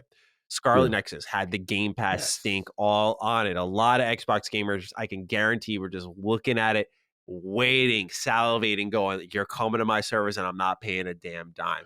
There are games like that. And I wonder if Xbox wants that mindset because it kind of creates a moment for them where they can have companies just bite the bullet and say, come on, day one. Like, they're expecting you anyway. Come on, day one. Let's just do that. But yeah, the mindset should be monitored long term. But in the case of Guardians, again, there's always other reasons. I don't think, and I know you said this, RJ, but I know it's not Xbox fans having this mindset because if a game's good, number one, people will pay for it. People are going to buy it. Square Enix, their marketing presence in the West is terrible. I don't know how else to put it. The way that they handled this game, because like many others, I share the sentiment that when I played Guardians of the Galaxy, I was like, wait, this is pretty damn good. Wait, this is good. Yeah, this is good. This is not this clown show I was expecting. And it was. Why is that, Matty? Why did you feel that? The trailers. Because of what? Because of what prior, though, if you don't mind? And the trailers, I know. Oh, yeah. But what other Crystal Dynamics game may have influenced? Yeah. Avengers. Yeah. They just, there are so many games that should be a hit that they don't seem to understand properly. And I do have to say, Square Enix gives me a little bit of EA energy in their communication during earnings meetings. By that, I mean, everything for them that's ever mattered, I've noticed, falls beneath their expectations. And I'm like, well, if you wanted to sell 20 million copies of Guardians of the Galaxy and you only sell 10, you're still probably in a profitable area, but you fell below your expectations. So there is that. And I see that from them quite a bit, that type of chatter. Because, then there are games like Nier Automata, which internally they're probably like, 500,000 sales, and it hits over like 4 million, I think it was.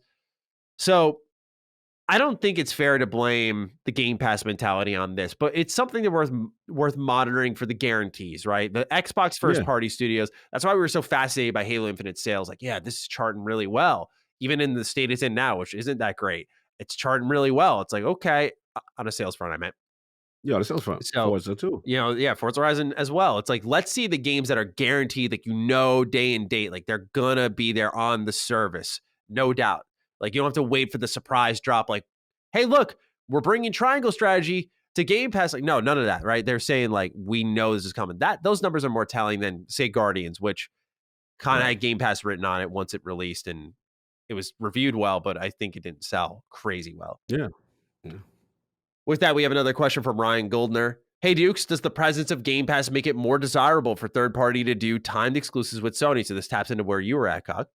Just a little over 4 months ago, and Guardians comes to Game Pass after poor sales numbers, with many comments being happy they waited for Game Pass. From this sense, does it make sense for third party to sign an exclusive deal with Sony to take a lump sum in advance, place on a console with the majority of sales/players, then release on Game Pass a year later as a no longer new title and get the lump sum, ensuring desired revenue goals are met for this platform?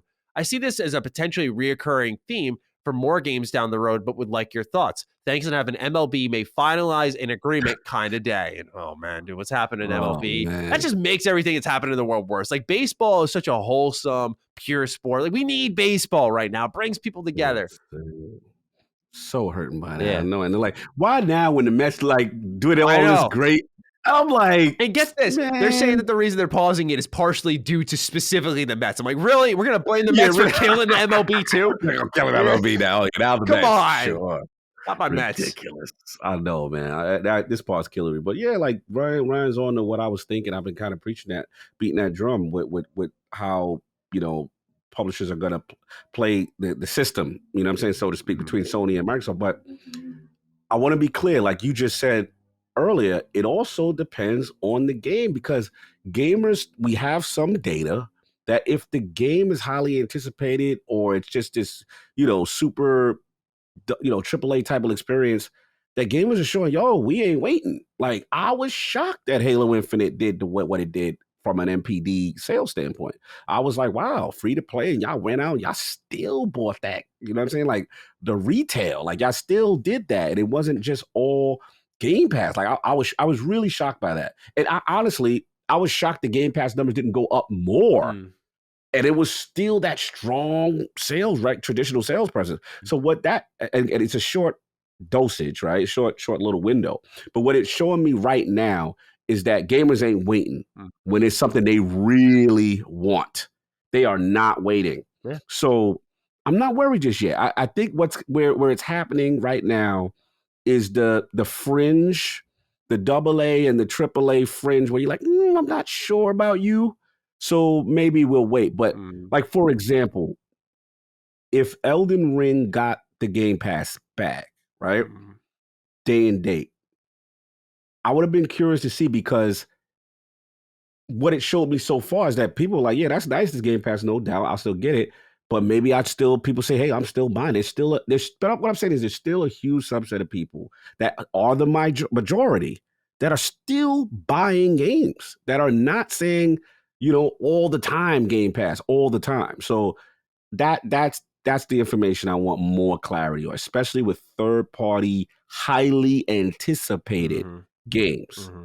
That's what I want to say. Yeah, I think what a lot of people are missing with Game Pass is in the deals is we kind of see the end result of a lot of these and how, this game sold well or decently, now they're taking the bag. But game development doesn't really function a lot of those certainties there. And there's a lot of unease. And when you're making the project of how far you can stretch a certain budget, it's not very rigid and predictable in many ways. And the reason that's important to know is because it's why you're seeing so many day one indie games. We mentioned 2 here. The reason you're seeing so many is because for them, it's like, well, let's get our Game Pass day one bag here secured. Okay, our game is at least in a profitable state by default now. And we're hoping that Game Pass will spread awareness, get players in, and some of those players will buy the game.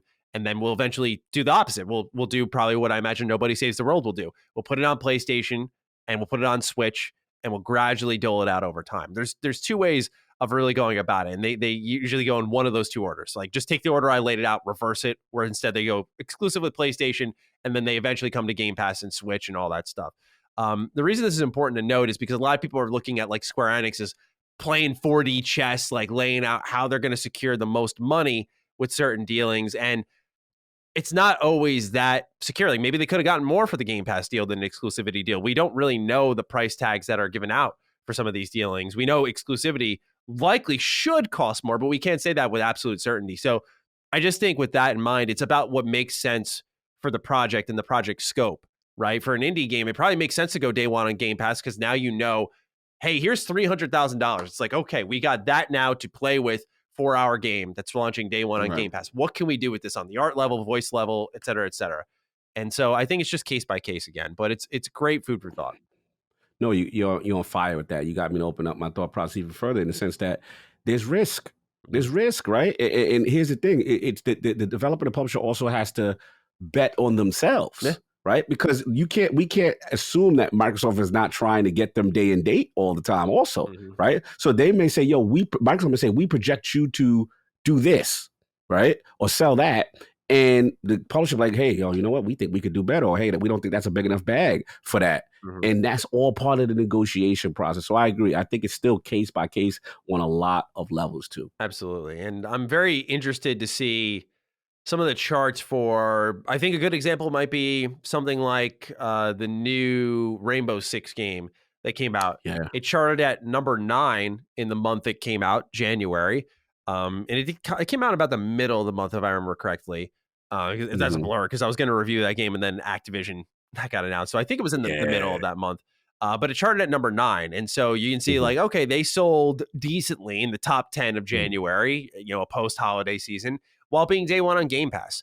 So yeah, you're right. Some companies do bet on themselves and see like what the outcome is. And I think for them, that was probably a wise bet. That game, when I say it's cheap, it doesn't look cheap, but that shit was so many asset flips. Like they probably made like 5 new things for that game and then sold it. Like it really was a cheap game for them to make. So they probably profited an insane amount on Rainbow Six Extraction. And who knows what would have happened if that was not on Game Pass? No one was really checking for it like that. Yeah. So, I mean, we'll see. We'll see. There's a lot more data that needs to come out. With that, we can tie our conversation about Game Pass into our Game Pass / Back and Pat pick of the week. And Cog, we're combining for this one because it's an obvious choice. It gives us a nice window to talk about it. Let's talk about Guardians of the Galaxy. Yeah, I'm cheating here. It's coming out. We got a little more time for it coming out. But when I saw the announcement, I was just like, yo, we got to talk about it. First of all, an amazing spoiler cast up. Right? Did we make that it is public, yes, right? It is public. It is public. Yeah, go on to YouTube, all you cheap goose. I'm just joking. It's on the YouTube, so you ain't got to wait for this one. Go up there, yo, me, you, Ben. That was like the full house minus. Yeah, we got Chris in Dustin. there. We got Chris in there. We got Chris. We had Ben. We had everybody minus Dustin and Colin. Yeah. That was really it. Yeah. So and Micah. It was amazing. And look, this game, it was definitely one of the surprises of the year. Mm-hmm. You know, I came into it not sure, especially coming off of what Avengers was doing. So I had automatically tuned out the announcement. I remember when the game was announced, I didn't even go watch the trailer. I was like, Crystal Dynamics is going to be one of them type of joints. And now I'm good, fam.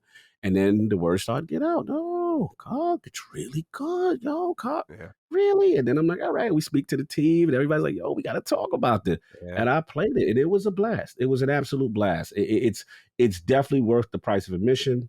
You know, the way they handle banter is unlike any other game I've heard. Is it perfect? Maybe the combat could be a little bit better. You know what I'm saying? Sometimes it gets a little frenetic sometimes, but I love the synergy of abilities working together.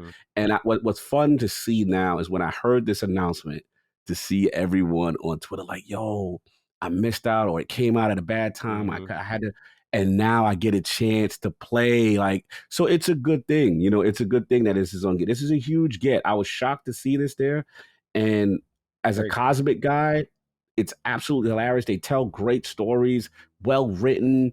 You know, I could go on and on about it, but again, watch that Defining Duke that we told y'all about if you really want to get in depth with the spoiler cast. Fantastic game. And Matty, you played it.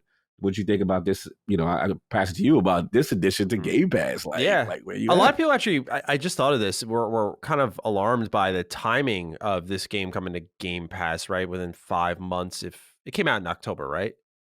And that sounds about right. And it reminds me of kind of that moment with Devil May Cry 5, which was super popular, super profitable. And then they put it on Game Pass. And I remember seeing it. That was 4 months after launch, I want to say, because I think it came out in February. My details are a little hazy on that. But I remember it came out shortly, and they announced it at E3 thereafter, where they were like, yeah, we're bringing it to Game Pass. And it was a moment of like, oh my God, why did I bought it? I was like, why did I buy it? Because it's here on Game Pass.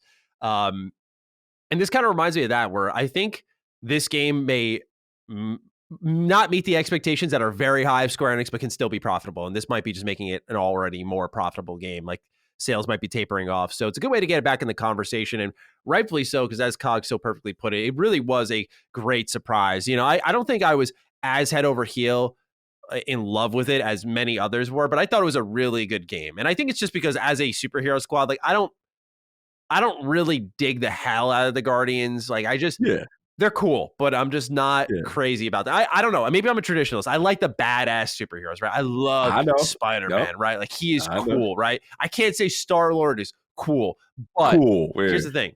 What I can say about Star-Lord, he's a character that you can feel, man. Yes. Really well-written video game, surprisingly emotional. And that's what made me start to appreciate the Guardians more, because if you knew, before this, I fell asleep during the movies. I was outright disrespectful to the Guardians. So disrespectful. Yeah, I just couldn't do it, man. I was not into them. I was not feeling them, right? I know. So this game did a good job. The team chemistry, the amount of audio in this game, by the way, the amount of conversations that can happen. I would love to see how much of the total data size is just audio lines for this game. Yes. Probably so insane. Good. Insane. I remember when you know what, I knew the game was self-aware when you would go off the beaten path and Rocket would be like, what you doing, Quill? Yes. Quill, get over here. Like, get back to the damn. And I'm like, yo, the game is chastising me for searching for collectibles. It is just so cool, Little man. fourth wall break, So yeah, the drag story, and you said it best. When you know game writing is good, when let's be honest, shout out to my boy Kabatsu. He's a huge Guardians fan, and I'm a Cosmic fan, but I know that they're a very obscure kind of motley crew that nobody knows about. So I didn't expect it to pop when Marvel announced the series in general. So now they got the movie to go by, but then the game itself had its own unique story. They touch on some really cool topics, some heartwarming, real emotional topics that you're like, yo, I feel for the characters. I feel for the ambitions here. And that's when I knew they pulled it off. And salute to them. The only egregious sin I have for them is every time you get the ship, there should be an achievement for every time you close that damn fridge door. Because I closed it every single time thinking that I might get an achievement for that. And damn it, Square. Damn it, Crystal Dynamics. You need to give people an achievement for that because my OCD would bother me. So I would go back, close it. And then you come back and next mission, it's open. Like, who's opening the fridge? I know. Little do we know it's just an Easter egg because we're so trained to think about trophies and achievements that it's not, it just can't be a funny thing. But I'm with you. I was doing the same thing. Play this game, y'all. It's so good. Yeah. It's so good. The combat is, I call it the most co-op single player game. I still feel that way. It's just, it's the way that the team attacks work. Like Star-Lord's good, but he's not great. But your teammates, when they combine with him, are very good. So there's that. I imagine by now I had some performance issues in the second half of the game, which I thought was really weird. I've never really experienced that. The second half of this game just ran poorly. And so I was really pleased to see that there probably have been some patches that will keep this game running well. So give it a download. Definitely worth your time. Probably the most worthwhile addition to Game Pass, I would say, since on a AAA level, I should mention, since probably Hitman 3 and Mass Effect. So Game Pass is doing quite well to start off the year. Yeah, start off the year very strong. We just need, you know what I'm going to say? We just need that big one. Need that banger. Yeah, I'm with you. You need that Elden Ring style zeitgeist. Like game, a no doubter, it's going to sell millions, but you get it anyway. Yes. Agreed. All right. Let's go on to the ending questions for our show, starting off with Brent Ness Ali, who writes in with something I thought was kind of interesting. And I did a little digging on the numbers, and there's an interesting revelation here. He says, "Hello, Dukes. Over the past weekend, I finally finished Halo Infinite's campaign on Legendary. As the achievements pop for completing each difficulty, I noticed that 9.96% of players actually completed the campaign on any difficulty, with 8.92% on normal, 3.16% on heroic, and 1% on legendary. With such a low completion rate almost 3 months into the campaign's life cycle, do you think Xbox and 343 Studios will cut back on unannounced future content for Infinite's campaign? Thanks for the show, and you filled the Razorback with Marines only to have it flip over as you pull off kind of day." Yeah, that hurts. That's so true. That's real. Yeah. That is so real. I love that. Yeah, I love that. That was thought. That's the person who played the game. I'm actually defer to you because you said you got some information first in reference. What you done? I poked around on True Achievements. Obviously, this is not the de facto source, but I wanted to see, based off their collection of data, what the percentages were on Master Chief Collection for each of the campaigns that was completed. And across the board, at least for the Bungie ones, it's around 30 to 40%. Most people were sitting down, playing and completing it, which is 40% is a higher number, but most do sit around the 20 to 30% area. So for Halo Infinite to be around 10% on any difficulty with 8.92% on normal is considerably low. However, I'm thinking there's a factor here we're not considering, which is that there are achievements that pop for multiplayer. Halo Infinite is the most played Halo game ever, with 20 plus million players, I believe is what they shared. Okay. So I'm thinking that by default, with how many players have come in, those achievement rates have only lowered because so many people are coming in just for the multiplayer. So for every player, they're bumping down the numbers more and more. I think that's what's happening here. So it's a good gauge to say that I would imagine less people finish Halo Infinite than say the Bungie campaigns because it's longer. It's more open. You can get distracted more often. It's, I shouldn't say it's longer because it is the same length as any Halo campaign, but you can go off the beaten path and spend another 20 hours in there if you really want to. And I imagine most players did. But these numbers might be a little misleading. So what do you think with that data in mind? Are people playing this game less? I am perplexed by this situation. It's funny. I'm trying to get as much information as I can because my gut feeling says, this don't feel right? Like, why is the percentages so low? Like, what's going on? People not finishing games? You know what I'm saying? Let's go to Matty. Stop spilling stuff. I dribbled, man. I missed my mouth. I'm like, it's like the second time he did that. I know. Anyway, this episode. He definitely a hot mess this episode. But all jokes aside, like, I was just like, yo, like, what's going on? But then, listen to what you said. I didn't think about that, which is like, this is a free-to-play game. At the end of the day, it's still a huge free-to-play. It's the most people play. So if new players are coming on and the population increases, then yeah, the percentage will go down because there's going to be that guy that's like, yo, multiplayer, free-to-play, I'm in. He logs in. He automatically pops a multiplayer achievement. He lives on that world. That game is never going to the campaign really like that. He's living there. Mm-hmm. So that's going to skew numbers for sure. But I don't want to take advantage. I mean, not mention other games that I've seen these kind of skews that don't have a free-to-play multiplayer. And I'm like, damn, only this amount of people beat level 4? Mm-hmm. You know what I'm saying? Like, it's just weird. So, I don't want to get into hyperbole, but it is something that we have to monitor objectively. Mm-hmm. And is it a situation? This is, I think, to me, could be a potentially bigger Game Pass issue. Is there a situation where there's so much to play that people are bouncing around? Yeah. And they're not really finishing stuff. And not that there's anything wrong with that. I mean, Microsoft just cares that you in there and you playing, right? But is the Xbox population just like, yo, like you at the buffet. Oh, I'll try a little shrimp today. I'll try a little, but you ain't really finishing the whole meal. I love a buffet. Buffets we love. Man, I love buffet. So we gotta put you on to the Brazilian steakhouse joint. It's crazy. You want to talk about buffet before? I haven't been to one in years. I remember I went after. I'm gonna take you to a Rodizio. B King. We'll link it up. We usually do it every year. It's the joint down in Manhattan, not too far from 42nd Times Square. Okay. You make sure your wallet is nice. Treat yourself. Treat yourself that time. We'll do it. Bring everybody out. Exactly. Rodizio or Brazilian Rodizio. Oh, magnifique. Anyway, back on point. Buffet, like I was saying. So the whole thing is like, maybe they look at Game Pass as the buffet and they're like, yo, it's so much to try.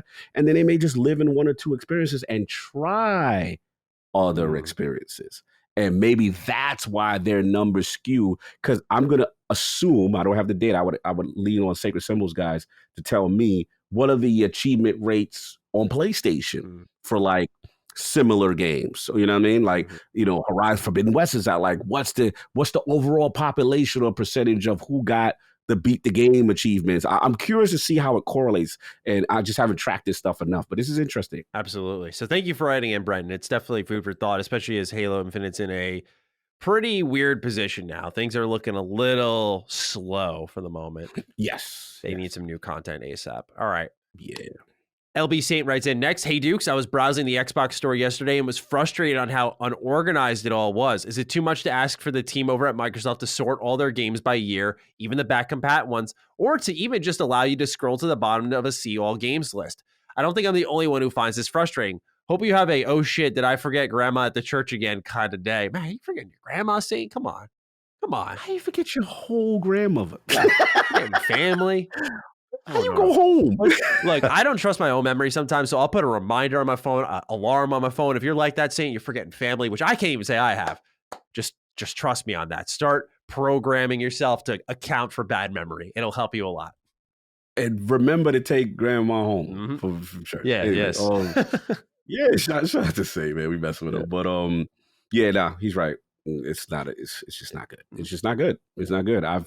I've expressed my disgust numerous times to the people that be, and I've gone to the places that you can actually affect change, aka Xbox Insider Program. I'm constantly on them. I'm the most, probably, whoever's reading my feedback, I'm probably the most annoying member. And what's crazy is there's an achievement score for Xbox Insider Program. I am like platinum level. I am insane the amount of feedback I give. So they know me. Wow. You know what I'm saying? Yeah, they know me. I'm like, nope, this is garbage. This is fix that. This is, did you like this? Nope. And I'll give a little punching bag for you. Get you some frustration. Yeah, out. I get You want me to tell you what you want to hear now? You know what I'm saying? What you need to Yeah. hear, right? So you giving me a forum, you want, okay, you gonna get it. Like, this is not it. So yeah, no, he's right. I will say in their defense though, they know it already. They know it already. There's a big, this year is the big, from my understanding, UI plan, the big game DVR fix. They know it. They are very cognizant of it. So it's coming. It's coming. But yeah, good point to keep calling them out on it. I agree. It's really hard to add anything other than it's messy. The navigation doesn't feel good. It's too many tiles. It's hard to find stuff. I typically only dip in there to redeem codes, and even that can be a pain in the ass to find. So it's just not a good, well laid out store. They can learn a couple things from PlayStation, I think. The way they have their setup. So not the PS3 store, by the way. Not that one. Not that one. No. People, I mean, we're so far removed from those times. I remember the PS3 store was the slowest moving thing of all time. Terrible. That was really bad. So it's funny how times change. Enlins27 writes in, yo, what up, Dukes? You've had some brief wrestling conversations in the past with Matty being an AEW fan and Cog speaking about his love for the old WWF games. Are any of you interested in playing WWE 2K22, which launches next week? As a longtime wrestling nerd and fan of the games, I'm beyond excited to hopefully have a functional game for the first time since 2018. Are you picking up the WWE game, Cog? I'm thinking about it. It was funny. It's funny this question came up because my game share partner Sinister hit me. He's like, "Yo, what we doing?" So don't laugh. You're gonna really think this is sacrilegious. What he asked me. Okay. Don't judge him. Okay. He says, "So, Cog, you think? Because you bought last month, so you think we should get WWE or Elden Ring?" As if it was a. So yeah. I didn't say anything. I was like, I didn't say anything. That's what shows you how much of a wrestling fan he is, because I was like, this is a choice. Like, you're supposed to get the. I said, now get Elden Ring gives me no. I don't have any excuse now. I gotta play it because then you got it and I get it. You know what I'm saying? So shout out to him. But our only reason why I brought this up for the WWE aspect is because yes, I do love wrestling games. They haven't been good in a while.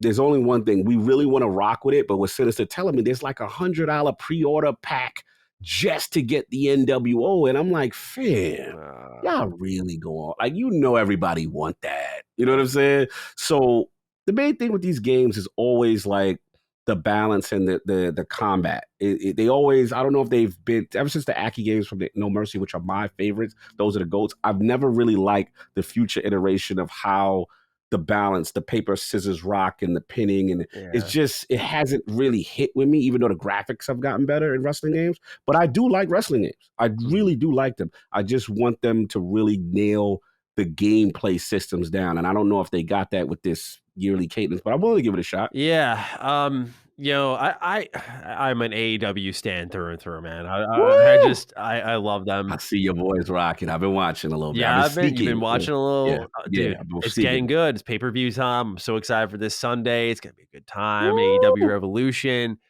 Yeah, I tried. I'm trying to be open-minded with wrestling, right? Because like for me, I look at WWE fans. I'm like, come on over. Like, come on, just see what we're doing here in AEW. We're putting on some good shows. Yeah. They're mature wrestling. I think just some F-bombs being dropped. I don't know. It just brings me back a little bit, right? Attitude Era level stuff. But they're also just great performances. So I thought, well, if I want them to come over so much, I gotta give and take relationship, right? Like one of my friends is big on WWE, and I'm like, dude, just drop the act, man. Like it's not working. And so I said, all right, let me keep an open mind. And I watched some WWE clips, and like even the mic work is just not. It's just not on the same level. And my biggest issue with WWE is I just don't like their talent. Like they're too. I don't even think the talent's that bad. It's they're so G-rated that like their promos they cut are so boring. Like I was watching one by Charlotte Flair, and she just came out, talked about Becky Lynch having another kid, and then walked out in like 30 seconds. And there were comments literally going, this is one of Charlotte's best promos ever. I'm like, this sucked. Like, this is not good. Like, this is not what I like about wrestling. And that carries into, I feel like wrestling is all the same if you really look at it, but it's really about the stories they sell, the characters that they're able to put on display, and how far they can go with them. And I feel like WWE has it limited, so I don't have as much infatuation with their characters. And even my love for some of the old timers isn't as strong as it once was, because like even AEW is bringing back they brought back Sting, man. And Sting's like having his kind of last hurrah, and he's doing amazing, right? I love Sting. He's one of my all-time favorites. So, Saul will love you right now. That's his favorite. Oh, dude, Sting's incredible. He loves Icon, Sting. icon Sting. Yeah. And we used to have to fight his Sting in all the wrestling games. Used to terrorize. Yeah, so I want to pick it up just out of like, I want a wrestling game to play. Like I watch so much, but the talent in the game, like I love Rey Mysterio, I love Randy Orton. Those are some of my all-time favorites. But that's like Edge is cool. Yeah, talent's not the same. Yeah, it's just not any of the new stuff. That's what I could go on. I'm sounding like a fanboy because I kind of am.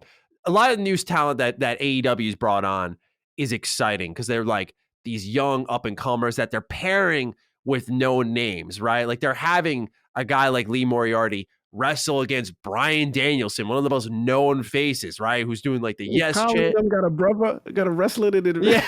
The Moriarty. The Moriarty family's taking on wrestling. They're taking on. Oh, let me find out. Yeah, man. That day right quick. But like pairing Darby Allin with Sting, like these known wrestlers are lifting up the old while WWE's letting these new guys come in, flounder, look foolish, and it's not fair. It's not right. So no one's developing like an infatuation for these new talent. So I'm way over explaining an answer on if I'm buying a WWE game. I'm looking into it. I'm thinking about it because some of the modes like GM look kind of cool. My Pro or My Star, I think it's called, where you start in the Performance Center and you work to the pay-per-view. I don't know, man. Like I remember in WWE 2008 on my PSP. Oh my God, man, that was the movement. I was my Pro was doing backstreet brawls. I was ambushing Gold Dust.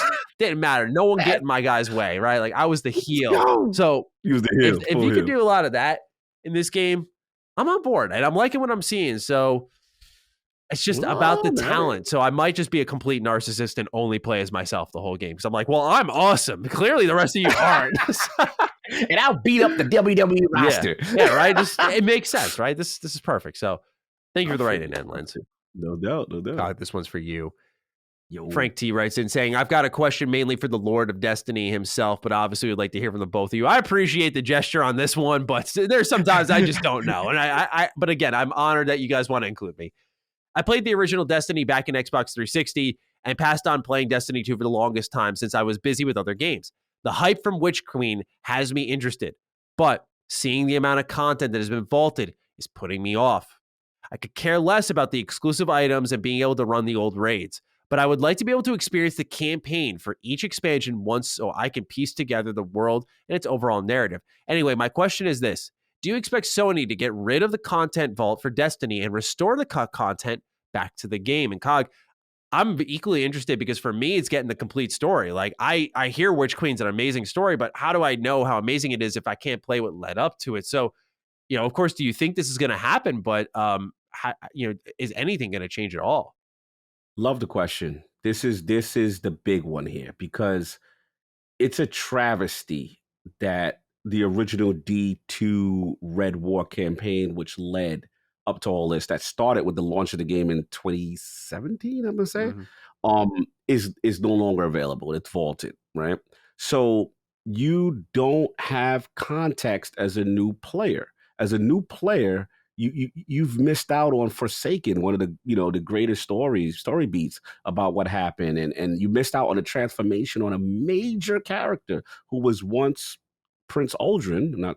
This is kind of a spoiler, but it's no longer Prince Aldrin. He's someone else. But he was a major character in Forsaken to the point where Destiny fans in the narrative had vitriol. They hated him because he killed Cade. It's in that part. That's in the trailer. Yeah, I remember that was a that's in the trailer. I'm not people were like, what?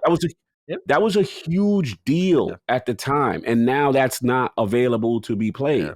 So this is what I'm hoping. This is why I really am hopeful for the Sony deal is that, to me, the reason for Destiny content vaulting in its purpose and its own existence was that they couldn't keep up with the maintenance and the game was getting too big, right? So they made this business decision where it's like, okay, the game's getting big. We can't do anything. What do we do? Okay, we'll put it in the vault and it'll be vaulted away. And then, okay, later down the time, we'll bring areas back and reform them in the new engine, right? So basically what they're doing is they're making a new engine on the fly and vaulting old engine into the vault. What I'm hoping is now you got resources. Now you got Sony's bank. So theoretically, you shouldn't have to do that. That's what I'm hoping. That if they can, because Hogue left because of this reason. Yeah.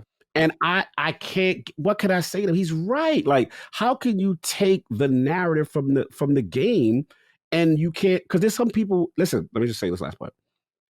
Which Queen's campaign is amazing. It is by far the greatest campaign they have ever done. It is chef's kiss. This is like, wow, Bungie, I can't believe you really pulled this off. It's meaty, it's lengthy, it's everything you've ever wanted and a culmination of every action to this point. They need, besides the storyboard that starts you off when you play to get you up to speed, there needs to be a way that say, hey, Matty plays. We logged in. He's a new light player. He's never played Destiny. He needs to be able to go to a section in the game and say, hey, Red War, Forsaken, Shadowkeep, you know what I'm saying? Whatever, Beyond Light. Yeah. Play them, because there's guys that's like, I remember when, put this way, shout out to Randall Thor. Randall Thor always give me crap for playing that. He's like, look, Cog, I know it's Destiny, it's garbage on the way to play it. And I convinced him, and he actually said, you know what? Before I do Beyond Light, this was when Beyond Light came out. He's like, I want to do the Shadowkeep. I want to do the Forsaken story because I don't feel right playing the Beyond Light campaign and you know, without playing it. And at the time they existed, they weren't in the vault.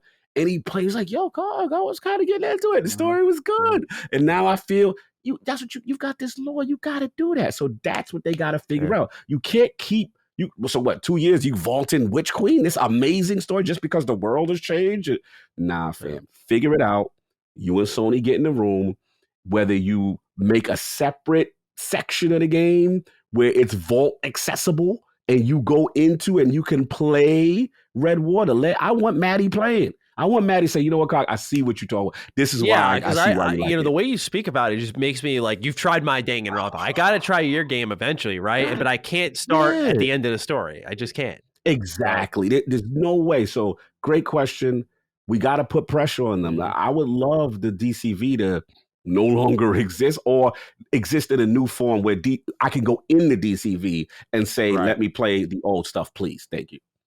Right. I hope so too, because I think for a lot of new players, like, it's amazing how popular it is. You'd think it'd be more popular if you could have it accessible so people could say, oh, I can start from the beginning and see what it's all about. Exactly. So exactly. We will see, and I hope that they actually do that. Last question of the show goes to Miguel Rosales, who writes in, hello, Dukes. In the recent episode of the Spawncast, Jeff Grubb confirmed the Jeff Keighley statement that more acquisitions are on the way. He said, my sources tell me it's something huge, but I cannot tell him what exactly because of FTC concerns. My question is, do you believe these claims? If so, what kind of huge acquisition do you think may happen this year? I thought the FTC concerns were interesting because I think immediately our minds go to Xbox, but technically in the order, Tencent and Sony got to play by the rules just as much. A lot of people have speculated. We don't know for sure. I think that it goes against their grain to keep everything as open as they've been with Bungie, right? You'd think they'd lock some things down. And some people have said, like, well, maybe it's because of the FTC. Like, PlayStation couldn't lock all of that down. They would have brought unwanted attention onto them. So who do you think this could be about? Like, do you think it has to do with Xbox, who has the biggest acquisition in industry history right now under their belt? Or is it the other two who have been, in the case of Tencent, we talked about making acquisitions left and right, or PlayStation, who technically is under the scope a bit? This is a good one because, you know, Grubb's been on fire with these kind of tells. Something's big. There's another storm arriving. There's something's coming. We just don't know who. I'll take a guess. I'll take a stab. I'm going to say it's Sony. Okay. Only because, not that Microsoft isn't interested or can't. They have things lined up. But I would just find it very hard. Maybe I'm wrong, but I don't know. I just feel like it's what's the expression when, you know, the gangsters used to say, man, yo, the block's out, the feds are watching. You got to be careful. The FTC, they're making statements like, hey, we intend to, like, they go making proactive Microsoft Activision statements. Yeah. We intend to let PlayStation friendly, Nintendo, like we want everyone to play our games with Call of Duty and Mac Blizzard. We're not this monopoly. We're making it good for developers. Yeah. So when you make that public facing stance, you're kind of nervous that it might not go through. So you're taking a preemptive strike. If you're in that kind of a mode, to me, you're on defense. So if you're on defense, then it's like, are you really going to test the waters with an acquisition right now? You know what I mean? Maybe it just puts you on pause until it's finished. But then again, I could be wrong. Maybe a smaller acquisition, maybe something not on it. But see, this is big. I retract. This is big. According to the rumor, if FTC is concerned, this is big. Mm-hmm. And then I look at Sony. We just saw Bungie. Colin has spoken ad nauseum to his disgust that he is fearful of Sony copying Microsoft in the sense of big acquisition and consolidation. Yeah. They've already set off the salvo with Bungie. Jim Ryan literally said, "We are not done." Him and Herman Holtz expect more things. They're cooking to me. To me, this is the year they're cooking. So I don't know, guys. My gut still tells me it's Sony. I don't know if it's a Capcom. I don't know if it's a Square Enix. I don't know. You know what I'm saying? But I will say this. If I am wrong with this, this is my guess. I'll learn a lot from being wrong because I'll learn that the FTC block hot theory ain't going to really stop Microsoft from still doing something. Yeah. And that would be big information for me to get, big data to get. Will they still operate? Because the only reason why I said no, Matty, and I'll give it to you, I know I'm talking a lot, no, please. is that when I looked at the Bethesda deal, that's the closest I can mirror what has happened. Mm-hmm. It's not even as big as, Bethesda, it's Microsoft, the Activision thing is way bigger. But I remember they went dormant. 2021, remember we were like, yo, where they at? Sony's doing Housemarque. Sony's doing Insomniac. Sony's doing this. Blue Point. Remember, we thought it was Microsoft, but to me, it just felt like post-Bethesda, they were like, chill, get everything finalized, wait. Then we hit them with the next one because we're ready now. We can do it now. And I think lawyers and regulators have to play into this. But that's my guess. I could be wrong. I'm very intrigued either way. If I'm wrong or right, yeah, this is exciting. I want to know. What about you? Where are you at? Yeah, I think the biggest surprise Xbox could provide is by doing another big acquisition. Yeah. But I just think with, as you put it perfectly, their preemptive statements, that they should be kind of off the list right now. I would be very keen to see them do more and get some developers that we've heard their names associated with for over a year now, like Avalanche, like IO Interactive, so on and so forth, PlatinumGames now. And there are definitely ones that make sense, but I agree with you that I think they want to clean this up first before reaching for anybody. I don't think anybody's going anywhere too fast that's out of their reach. I'm with you. I could see PlayStation. I'm gonna throw Warner Bros out there because Warner Bros had tried to sell. God. We highlighted last week. Warner Bros is in a spot where they're getting games out really slow. And with Warner Bros games, if you get Injustice, you get NetherRealm, it's over for fighting. It's over. You've just locked down Street Fighter. You're getting me upset. I'm getting in my fanboy feelings. I get it, but I just feel like there's so much tactical victory in getting Warner Bros. You know, I mean, you already have shown you're the pop culture place. You've got Star Wars on the way. You've got Marvel. You got more Marvel on the way. Now you have the chance to have DC. There's just a lot there to me that says, like, that's a good match. Like, if I'm Warner Bros., you probably can say, you get it. You know how to work with these IP. We can scale our price accordingly. Let's make a deal. And PlayStation, who just bought Bungie, is in a place where they're aggressive enough to make a big deal, but small enough where that deal wasn't going to stop them from getting someone big next. So that's my pick. Could you imagine with your pick, Sony having Marvel and DC on lock? The hero games, the fighting genre. Then they'd have the kid stuff with what is it? Was it Traveler's Tales? Yeah. TT Games, Traveler's Tales. Like, man, that's hard. I'm telling you, that's a get. I get that Xbox had Activision Blizzard King, which is the strongest get they could have, but I feel like Warner Bros. on a level is like the one that really someone needs to go grab if they're trying to solidify their offerings. Because again, we talk about these offerings, we always go, oh, Game Pass this, Game Pass that. PlayStation's trying to build up for whatever Spartacus is going to be. We've gotten more details on it, and I feel like just being a part of that program in some way, shape, or form is going to be beneficial to whoever owns them, or whoever they are owned by.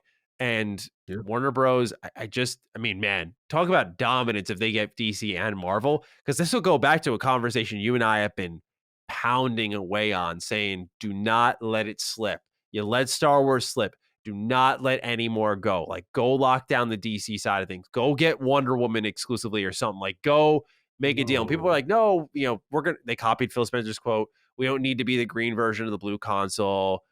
I'm like, okay.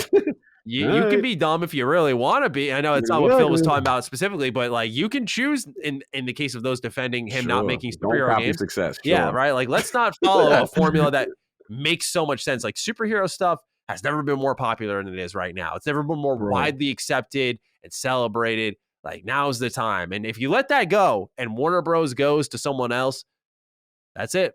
That's it, man. Like, you got to figure something out. It's going to be like TT Games all over again, where they were just doing DC, and it took them like a decade to finally, I think it was 2013 with Lego Marvel Superheroes, that they finally got a Marvel game. And it was they're doing Marvel and DC.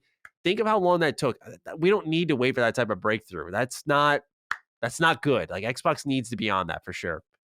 Bro, all I'm going to say is, shout out to Solve. We about to go Saturday to see the Batman. I can't wait. And it looked fire. I saw your tweet. It looks fire. I'm ready. Could you imagine? And then they would have Mortal Kombat. Oh, God. They would have the Arkham series. Yep. It gets ugly. Suicide Squad. I'm not saying I love what I saw, but that's a game that's going to carry some weight. Gotham Knights. You could make a Flash game or one. It's so Hogwarts Legacy. Oh, I forgot about them. I forgot about that's under the umbrella. Huge, right? No one thinks about that. Harry Potter is humongous, man. It's so big they got their own theme park that people go and visit. Like it's insane. I've gone there, and I'm not even a big Harry Potter fan. Like I just, so that it's a great question, Miguel, and I'm sure sometime in the next couple of months we're gonna wake up to it. We always said like.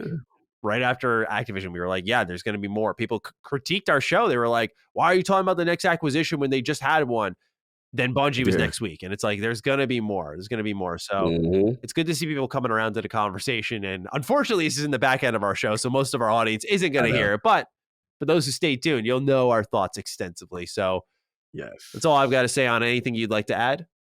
No, that's been it, man. Right. Great topic. Absolutely. And thank you, everyone, for writing in throughout episode 61 of Defining Duke and Xbox podcast. Again, we hope all of you are doing great. We hope this was a nice takeaway from all that's been occurring around the world, a nice meteor show to distract yourself for a little bit. But please be good to one another. Take good care of yourselves. Think of one another, all that stuff. And just continue to reach out in a positive way. That's what we need right now. Absolutely. We need that positive energy, man. Your fire show. The Dukes are back. Go check out that Ultimate. I will not stress enough. Please go check that out. Another fire episode. And man, what we ending this with, man? Because I feel like that Fallout topic was kind of spicy too. You know what I'm saying? But unless you got, what was your highlight? We could do a Fallout DD. We had a lot of highlights. Yeah. Finally, DD. Like finally, it's happening. Like The Rock. Finally. Oh, yeah. Finally, The Rock goes back. Finally, New Vegas comes back to Obsidian. Let's go. Finally, DD. I like that. Yes. All right. Finally. So, I like that. You listen this deep. First of all, thank you. Second of all, if you'd like to interact with us, let us know your thoughts on the show. Use the hashtag FinallyDD. Put it in the comments down below. You can tag us on Twitter. I'm at G27Status. That is Lord Cognito. You can find both of us there. You can do the patron comments if you'd like. Whatever's best for you. We just want to see what you thought of the show. Know you got this deep. So with that, thank you so much for tuning in. Cog, any closing thoughts, or shall we fully wrap it up? Let's do it, man. Another fire show. Right on. Appreciate it. All right. With that, we'll catch all of you next week in episode 62. Peace out. Peace. Defining Duke, an Xbox podcast, is a product and trademark of Last Stand Media and Collins Last Stand LLC, and is recorded from the United States of America. The show is conceived by Matthew Mr. Matty Plays Schroeder and me, Colin Moriarty, and is written and produced by Matthew Schroeder. Matty's co-host is Barry Lord Cognito Eversley. Defining Duke's executive producer is Dustin Furman, and the show is edited by associate producer Ben Smith. All of Last Stand's theme music is by Ramon Narvaez. As you know, all of Last Stand Media's shows, including Defining Duke, are fan-funded on Patreon at patreon.com/laststandmedia. The following names are at the producer support level on Patreon, and we're thankful for your kindness and generosity.